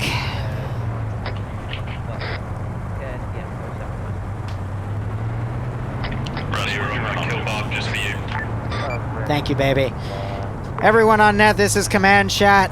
We are outnumbered and slightly outskilled, but hey, if we win, I will get every survivor a free pizza. Over. I'm gonna hold you to that. I just ordered a pizza, what the fuck? Did Russ ride out with somebody else? Wait, no, is it Little Caesars or is it Domino's? I'm not giving you fucking Little Caesars. I have some fucking class, sir. No, it'll be of your choice. As long as it's not a small company that overcharges. Good. Marco's Pizza. Platoon 2, Platoon 1. Hey, Liru. Break, up and up. Yeah, what up? Enemy CO's back in, but we don't believe there should be any need to extend the safe start, so hopefully it should now be only 2 minutes. Drive up, follow Charlie. Platoon 1 is Platoon 2. Charlie? Yeah, follow Charlie. We'll get behind them and stage behind them as well. One unarmed lunchbox and 2 armed Humvees, which might... Well, Lord, I know we're all gonna fucking die, so... Yeah, we'll call, let them know, over. Thank you very much.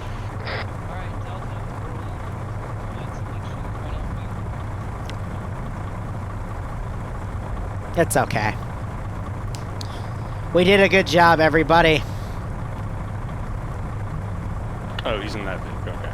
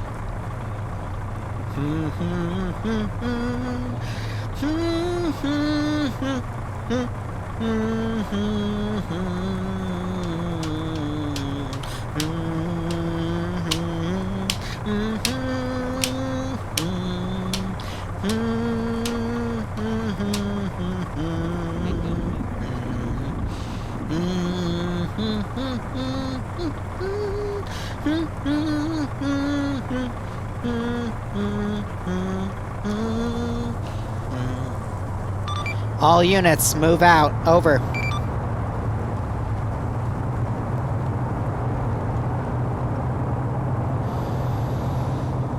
The game begins. X-Ray, this is Command. Message, over. Try not to murder yourselves while you drive, but you guys are cleared to start harassment at your earliest convenience from your angle. Over.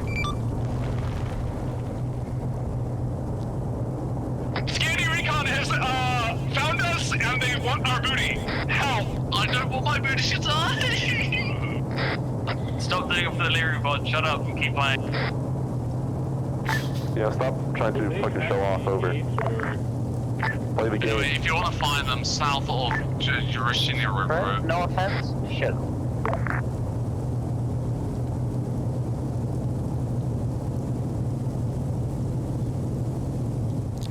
Charlie, this is command message over.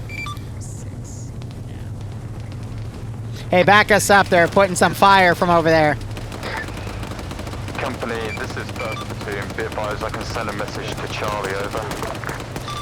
Yay, firm. Begin the engagement from Delta. Buy us some time for Alpha and Bravo to advance. Over. What's going on? Solid copy. Over. Delta, keep maintaining our flank security. Let Charlie and the 113s engage with the defensive force at the break, the southern side of the airfield. Over. Hey, there's a BTR southwest, west-southwest about. Yep, alright, call up on net, get someone to murder that. Hey, we got a BTR west-southwest of command's position across the other side of our front here in the wood line. It was traversing southeast to northwest. 113s, this is command. If you have eyes on that BTR, engage at will. Over.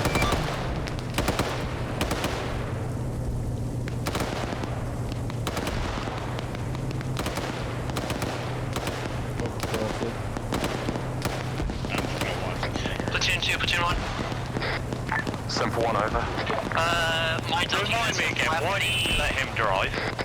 We've left the armed Humvees with your Charlie D. If they want to use them for suppressive fire, we're on foot.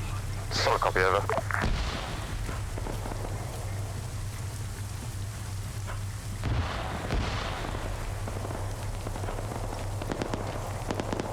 X-ray. This is Ted. Get back. Oh, I see it. 500 meters.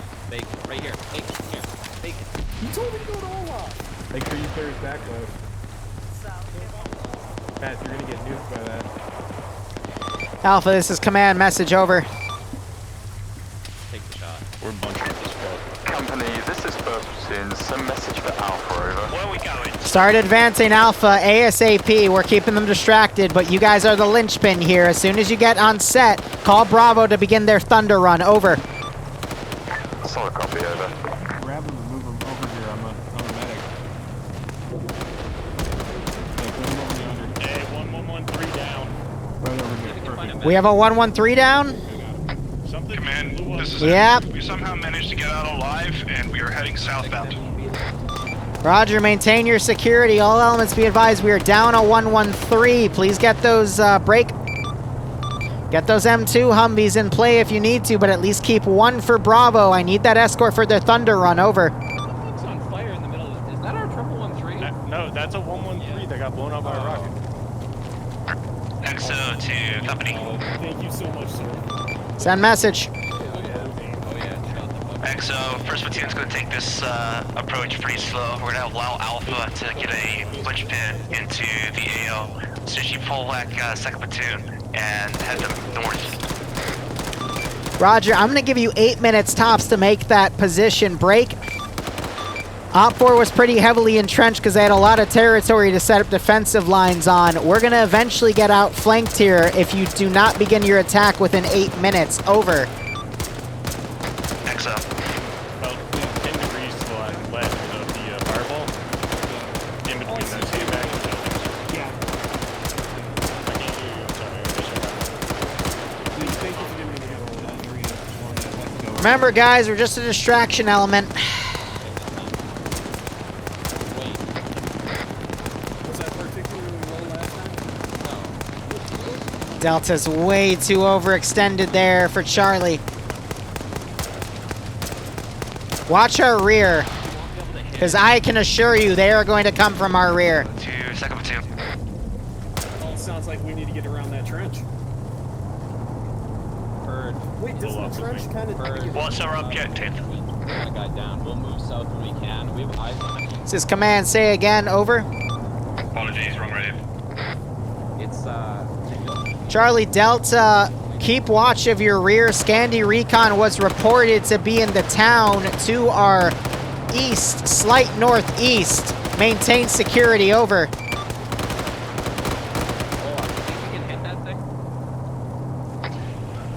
Possible enemy 113 coming in. Command, be advised, Delta is pulling back from their location. They're getting hit from the southeast. Delta A firm, if you need to, contract to the north to watch Charlie's southern side. Over. Solid copy. Enemy 113 just pulled up to our north. How do we make an easy shot? We can. Guys, enemy 113 to the north, Russian forces. Welcome to, this is XL. Please mark enemy contact where you're taking it from. Approximate areas with map markers. Guys, there are targets north. There are targets north. Scandi Recon to the north. Go. This is 1st Platoon, message over. Hey, break. We just lost another M113 hit with a MAT team over 800 meters away. Enemy BTR is on our position, I believe. I can hear it. Possible enemy taking 113. Sao sucks. That is A firm. It is a hostile 113. Over. Unarmed. Pushing direct east now.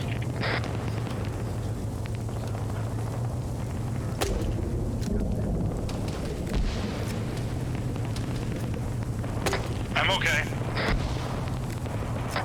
Confirmed that BTR, that 113 is enemy.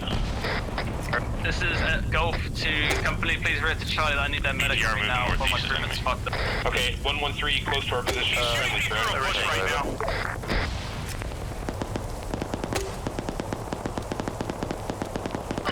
Can I get an affirmative on that?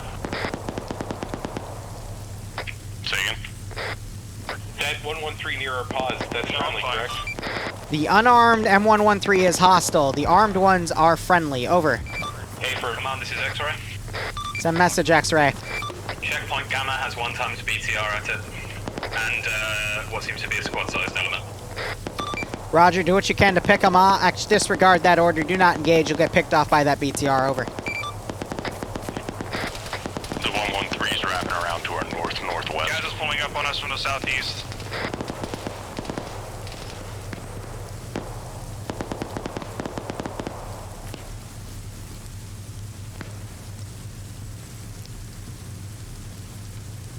Alpha, this is command. I really need you guys to move up there. You're falling behind and the right flank is starting to collapse. Over. Be advised, Alpha is being engaged from the rear. Over. 113 coming back in from the northeast. Yeah, there's nothing I can do about that. The 4x4 just went to the west, east-west from our north.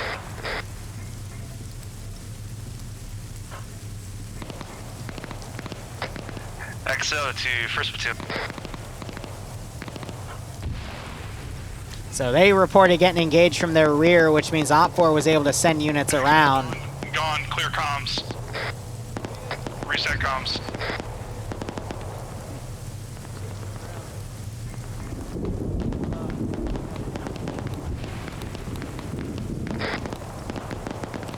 And they didn't say where to reset the comms to.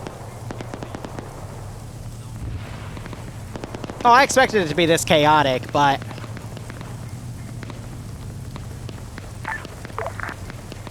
I expected Scandi Recon to charge along the rear. To 1st Platoon.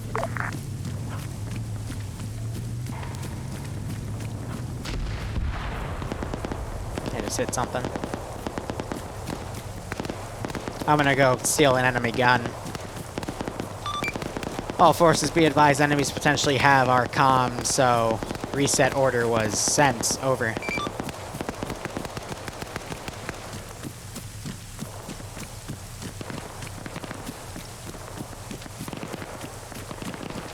They didn't tell me what the aux frequency was, though, so... Yep, alright, well... Who was that? Yes. Flunk and Stanners, who came around, and Vic, so... I'm gonna quickly mute myself here. OPFOR came around. They have a large defense line, so Alpha's call-out was false. And they're using 2 guys to get up close by. That's fair. And now they have that BTR going up to clean X-ray.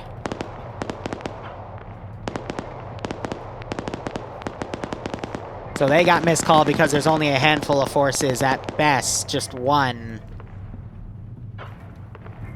But with comm scrub, because X-ray went in too deep and got taken out, now the linchpin for communication is going to break apart, and it's absolutely critical that Blue 4 does this push with their communication.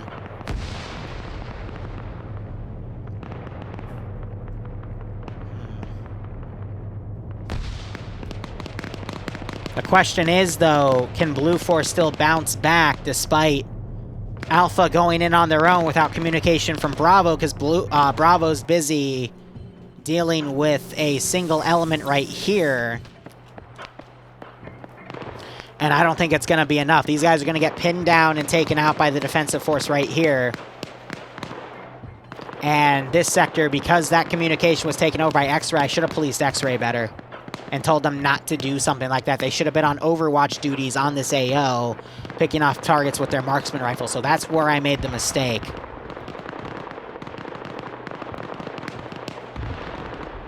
Otherwise, Op4 with just random elements here are taking our vehicles and trying to collapse that flank. So that's where the issue was. I should have kept X-Ray on the defensive. I should not have given them autonomy. They weren't even there for the brief, though, and they didn't tell me what their plan was. So I should have policed that better. Alpha's going to be able to make a foothold here, but it's not going to be enough because they need to be supported by Bravo with that Thunder Run. But with comms severed, they're not going to know when to put that Thunder Run down, because Op4 has gone for a harder hold on that town area. But a Thunder Run would have helped stop that location, but they do have the MAT team gunner right there. I predicted that would be a potential. So it could have worked, but I should have policed X-Ray. And that's my mistake. Oh well. C'est la vie. Not much you can do about that. I could still see Blue 4 getting in and getting the advantage here, but it's gonna be tough. Barb's still alive. Yeah, he's back at base, commanding assets there. So now it's up to the skill of the individual squads. But the way I'm seeing things play out, even after taking the first AO, it's going to be tough because these two guys are doing a really good job of picking off forces as they come around.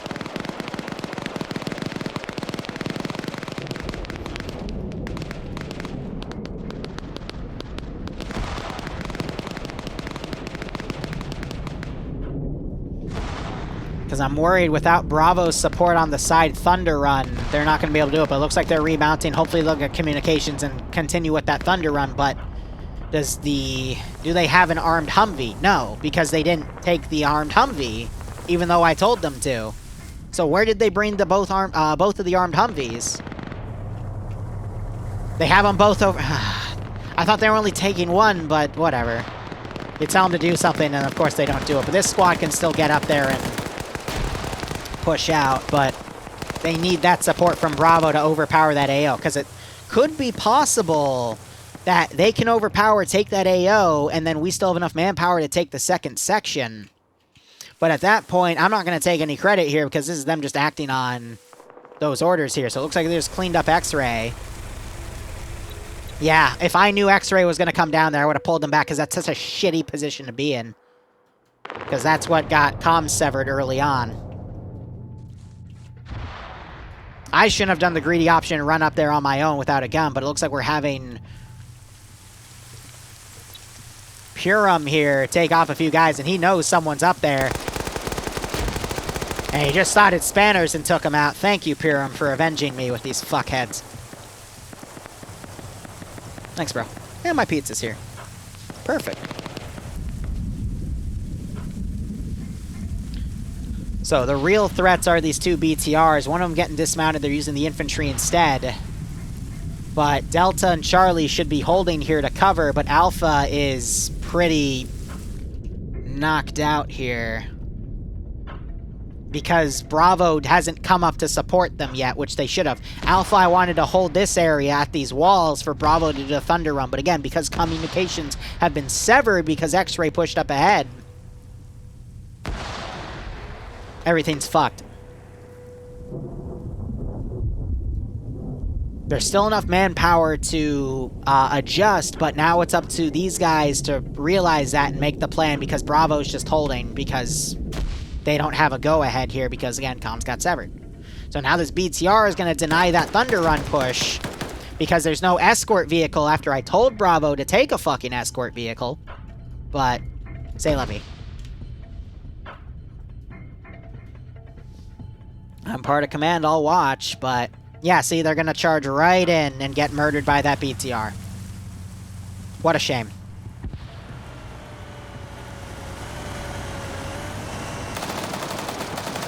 Well, at least he's dumb enough to use 7-6... oh, nope, I stand corrected.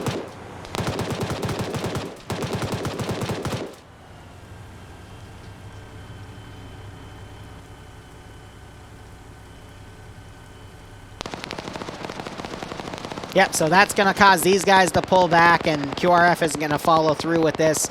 Alpha's going to push down their best, but they're outgunned and outmatched by SR. One guy just got down around the HESCO. And it was just a breakdown of comms, because I did not police X-Ray, and I should have policed X-Ray. Cock waffles.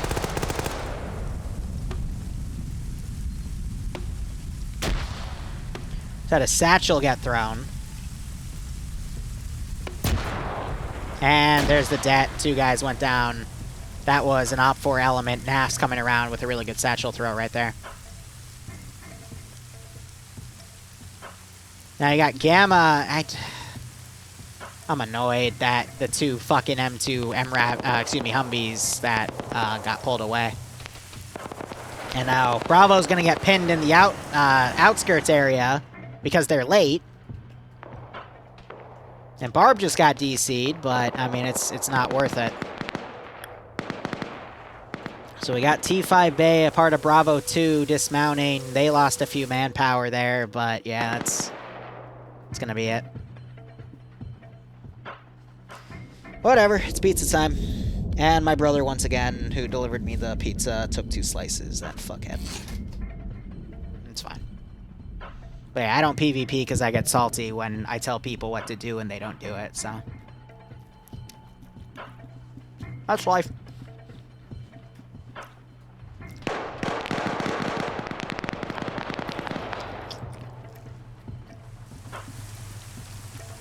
So you lose your vehicle and you decide to thunder run on your own. Let's see if you're actually that good.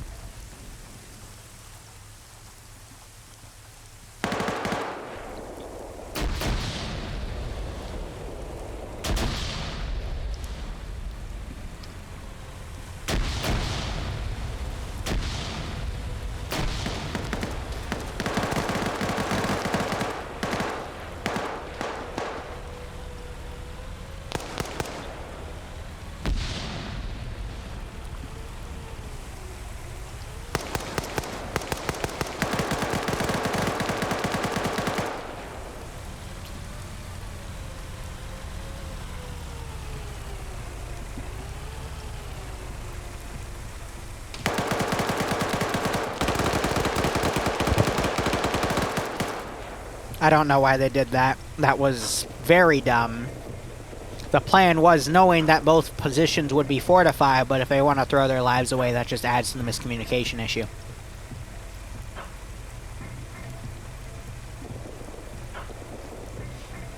I mean, I expected something like this to happen anyhow, but still.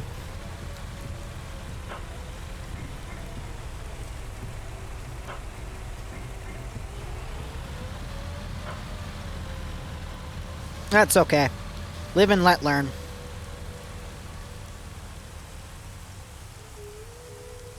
When you watch everyone play for months, you tend to know what happens when things like these go ahead. Now, Bravo is going along the same area Alpha did, who got wiped. Because they weren't able to open up that flank because X-Ray ran off on their own and lost their radio comms. So they're going to go down the same route. They might be able to overpower it, but I doubt it. We have 2 guys on the rear, 2-5 Bay and STS. They could also do something as well. Bay, again, being a good player. But this flank has completely fallen apart. So even if they take this objective, they're not going to have enough manpower to deal with this AO, because this is all open area anyway.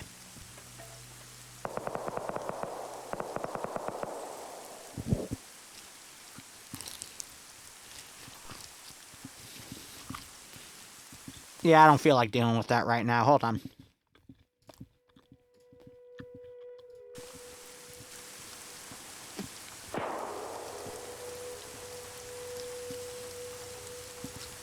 Any other time, what's that? Sure, but not right now.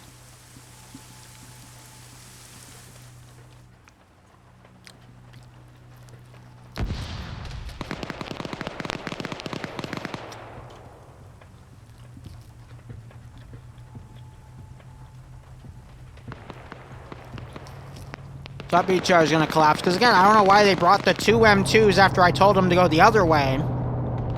They still brought them over here.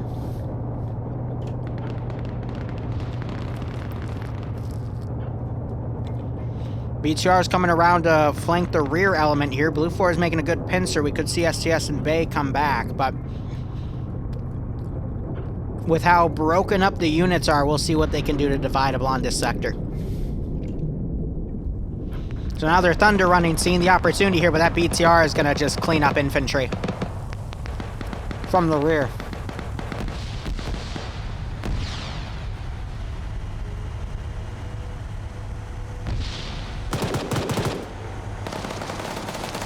And the fucking 50 cals aren't even covering. Absolutely amazing.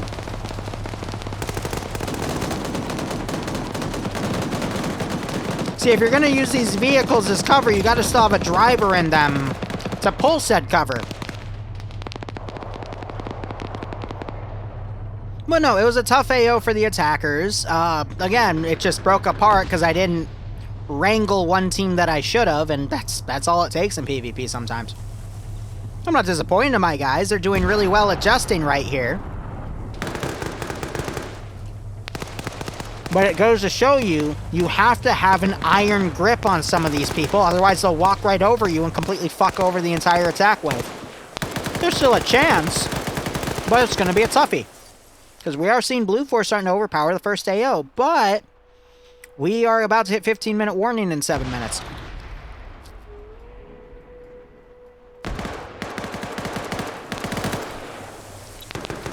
And Nemesis, he knows what he's doing. He's on 6 kills. Good for him. But he's going to just overpower and clean up the rest of these guys. 7 kills. Now, can Wasp see that? Evidently not. But he's pushing up with someone else, and he gets the kill. Alright. Nice.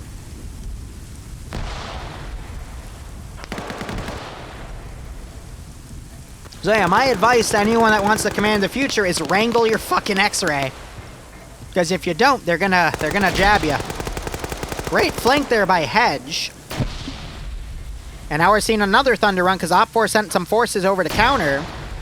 And this is what remains of that group to come on and open a different flank, but that's not the best idea because we do have the BTR right there. They don't know that, of course, but driving into enemy territory on an unknown vector. Oh, man. That's why I said no one drive over the airfield. Because I know even if the other force is taking that and gets it well fortified, they still have defenders to the south.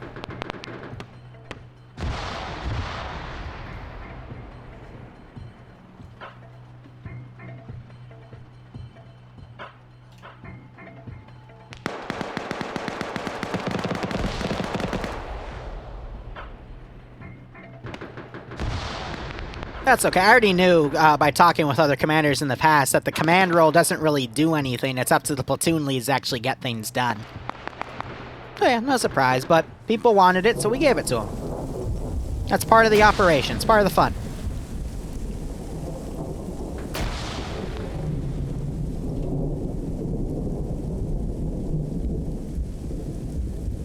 So Blue 4 starting to get a number advantage pushed up ahead of them.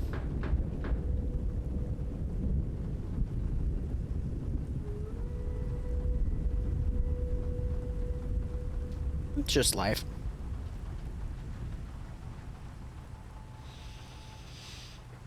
Still haven't found the first cache. You got some light elements here. Who do we have? We got Dardis, Blade, Broken, one of the BTRs. I'm feeling confident that Blue 4 will at least take the first cache, but...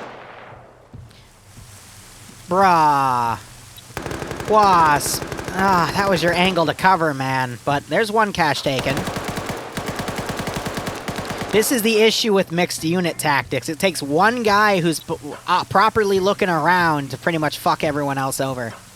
And this is not what I wanted this to devolve into, but again, the miscommunications put the nail in the coffin.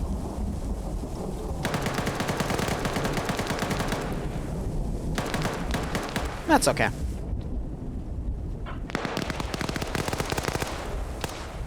So Blue 4, I'm hoping they'll be able to wrap up what we have here. And then with that remaining force, use the last 20 minutes to actually push in. But that AO is going to require a Thunder Run to be effective. There's still a chance, but it's going to require everyone to come together and take an enemy vehicle or two or something to maneuver on this AO. Send in Goat Team 6. Anyway, Rassi, thanks for the 5 gift subs. If you got a sub from him, make sure you thank him. Otherwise, I hope you all keep enjoying the operations, and I hope you get a kick out of this scenario. So Dart is doing a really good job of wrapping things up. We have Charlie 2 coming in. That's Pierce with Staten Bay. Also coming in to do light skirmish stuff, you've got Mispear and Broken pulling back, which shows that Op4 doesn't know how badly Blue 4 has been hit here, but... Send in Goat Team 6. Technically, if we want to look at people who are at fault, though, this is completely on me, because I didn't wrangle X-Ray, and I thought I didn't give them a designation, so they went on their own, but... Ah, man. And I should have verified that those two M2 Humvees were going to the northern flank, so that when Alpha made their push, Bravo would have been right there to back them up. We would be seeing a different outcome at that point. Alpha probably still would have gotten fucked by Nafs's satchel. But at least in that concave that we would have gotten, there would have been a bit more chaos for Op4 to focus on.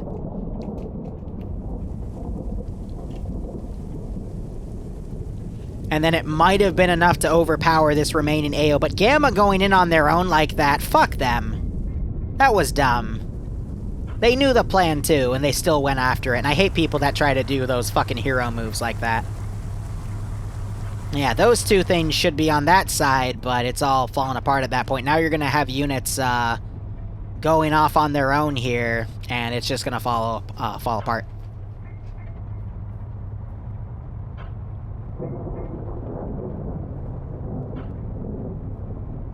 Anyway, CM Surge, thanks for the 6-month resub. I hope you keep enjoying the operations. I hope you're going to kick out of this. By the way, guys, after this concludes, we are going to move to pay for pain development, and then we'll go right back into the NA rounds. I apologize if I sound salty to some of you, but it's just logic and statistics, you know? I don't care that Barb poked me. He's the enemy commander. I'm not speaking with him till after the round ends. That's just chivalry. Not chivalry, that's the wrong term for it. It's just how it works, for lack of a better term. Yeah, so this 50 cal just picked off one guy. What are they doing? They got the gunner, but... Ay, ay, ay. I don't care if he's dead.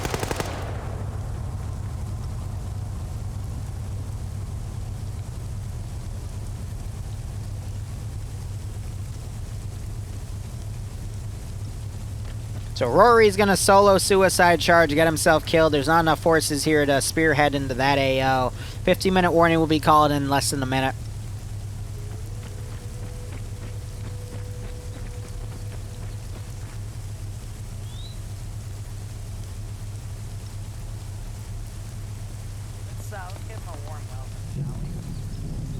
You know what? You're right. I'm being a bit of a stickler here. I'm gonna go back up and I'm gonna talk to Barb.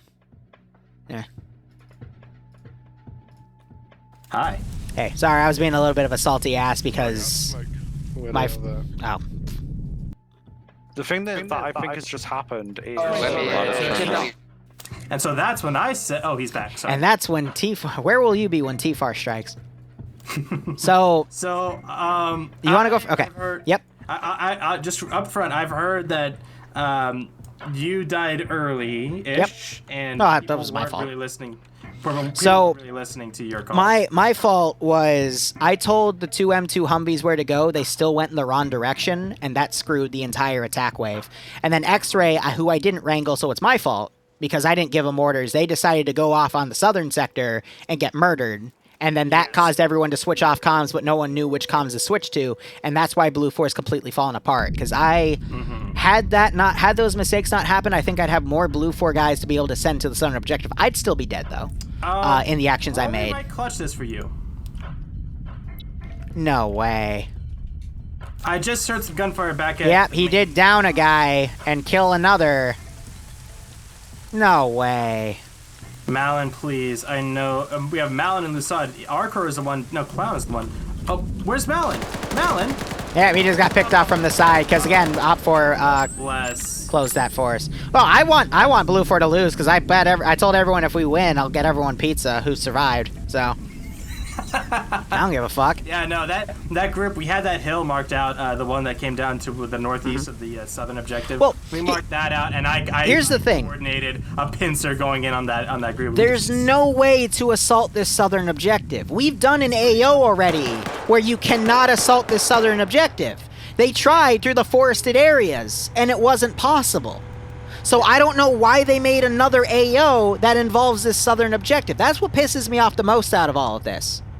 Is that they know for a fact this AO is biased and they still ran it. But, I mean, we're fucked on the northern AO anyway. Because, again, people decided to do their own call. But again, that's my fault. Yes. It's totally my fault. Up there, to the people who went to that northern one, I had both Scandi and the Czechs up there, so I know. They held out. No, because what was supposed to happen was Alpha would have held fast, Bravo with the two M2 Humvees would have done a thunder run on the left flank, as Charlie was covering from the other flank to cover you. You did a really good job. I'm not sure if you ordered this, but you had two-man strike teams come on the rear of these elements and completely screw up their coordination. That was great. That was textbook.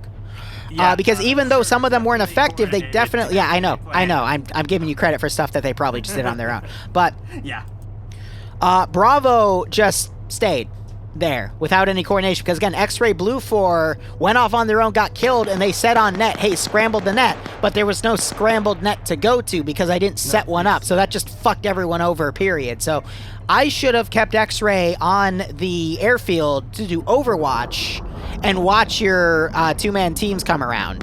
And that would have done a different story. And then Bravo would have been coordinated with Alpha to push. But what ended up happening was Alpha went in on their own, got killed, as I expected them to get killed. And even if Bravo went with them, they would have gotten killed anyway, because the deciding factor was NAFs getting behind the lines in a tree and throwing a satchel charge and killing a lot of people. So... Really? Yeah. Yeah, no, I'm not surprised. Yeah. He got 6. Yeah, no, Pierce and 1RW, they were my Charlie 2 team. They just kind of went rogue. Platoon, both platoons were following my lead pretty aptly. I mean, I had Mountain as my 2IC, so he kind of leveled out my ideas somewhat. But, yeah, the 1RW guys just went ham. They stole 113, they came back, they stole the M2 Humvee pretty recently. Yep. Like, they were just forces of nature. And now the rest of your Blue 4 guys are just getting... Yeah, they're attempting a thunder run. Don't get me wrong, they're trying their best here, but... Yeah, no, just you had a reserve on the Op 4 Southern Garrison, and everything fell apart because everything got miscoordinated on that attack, and it's my fault for that miscoordination. I understand that. It's just team killed someone. That was nice. Nice. And I should also credit my chat for being some great emotional and strategic support. I didn't, ask them for everything, but Severe was... Oh my god, T5 Bay's still alive, and he's gonna potentially... Fuck's sake. Oh my god. The only one back there is Malin. And he's not really on... No, what's that? T5 Bay You'll get your mod on Sunday. No. Nice. Oh god. Oh god, no, Malin.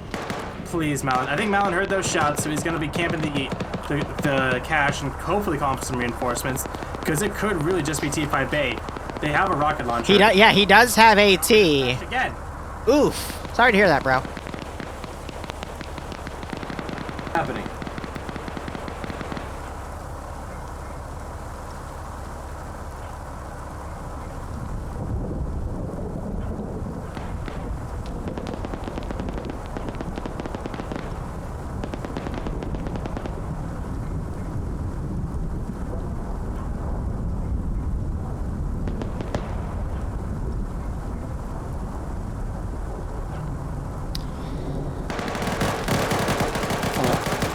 Lost on the 2v1.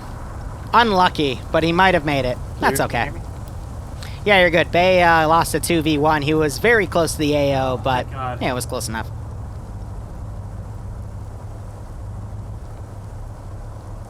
Alright, so I'll start my stream up again, but like, I don't think there's much for me left to say. Yeah, and that's the third time my arm has crashed tonight. I was like, OBS. Like, don't get me wrong, I prefer the programs to crash rather than like my entire PC to take a shit, but I don't like either. Yeah, of course. But Barb, GG. Yeah, GG. GG. Yeah, this was, I mean, dude, I really nearly didn't make it back. I crashed out. During safe start, I crashed out, and we got like I had it.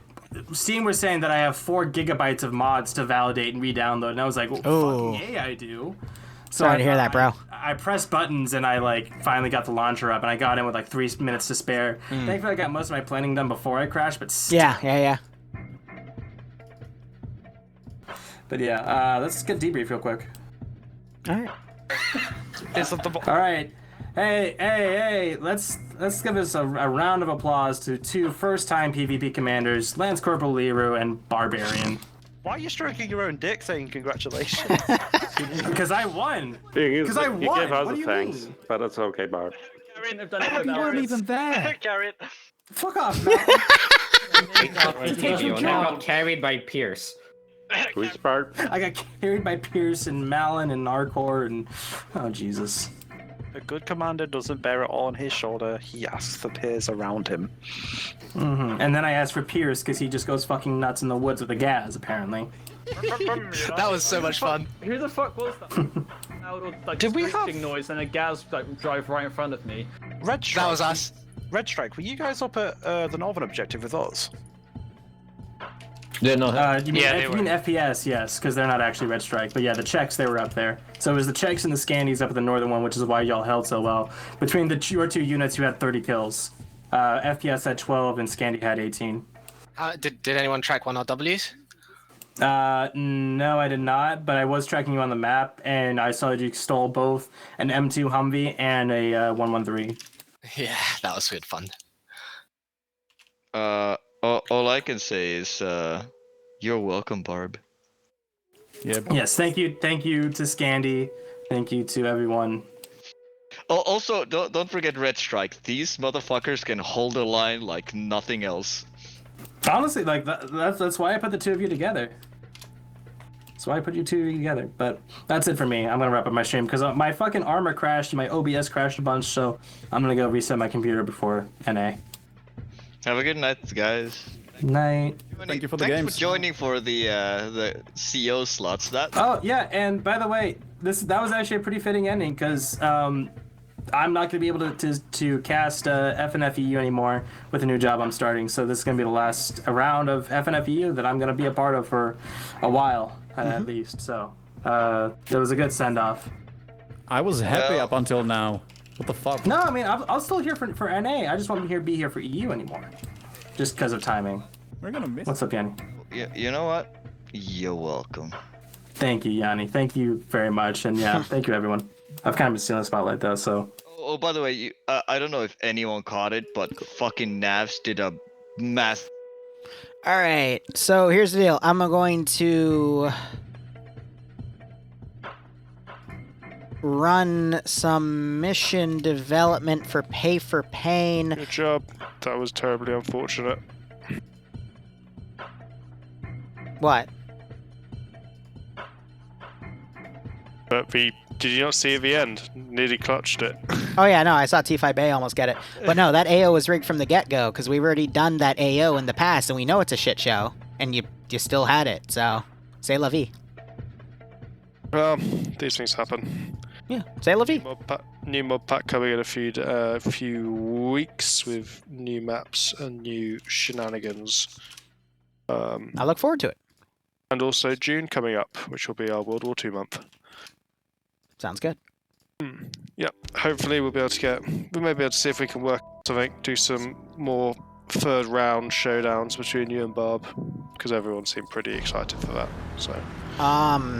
Barb is not going to cover EU anymore because he has a job, and I'm never doing that again. I'll do it once, never again. Okay? Fair play. So you didn't quite have fun then. I didn't say I didn't have fun, I'm just saying I one and done. Fair play. Coaches don't play. You okay? Yeah. You do not sound impressed. Why? Because I made mistakes? What? We learn. C'est la vie. No, you just don't sound very happy. That's all. No, I just don't like Arma 3 PvP. Fair play. Awesome. Alright, mate. I'll see you for NA. In a bit. Boy. Boy.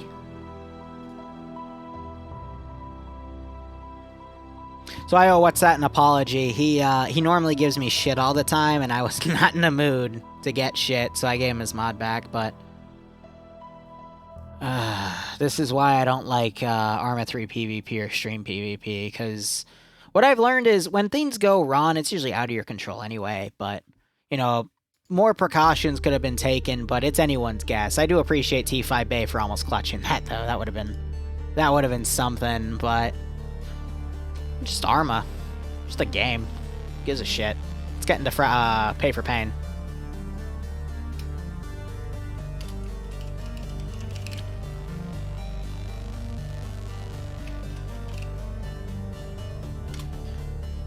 Alright, let's see now.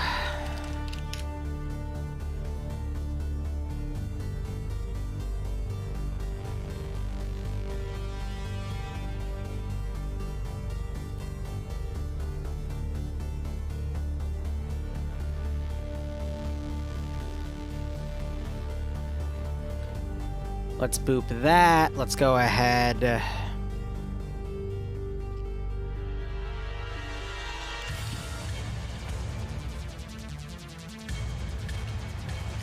Change up the mission commands.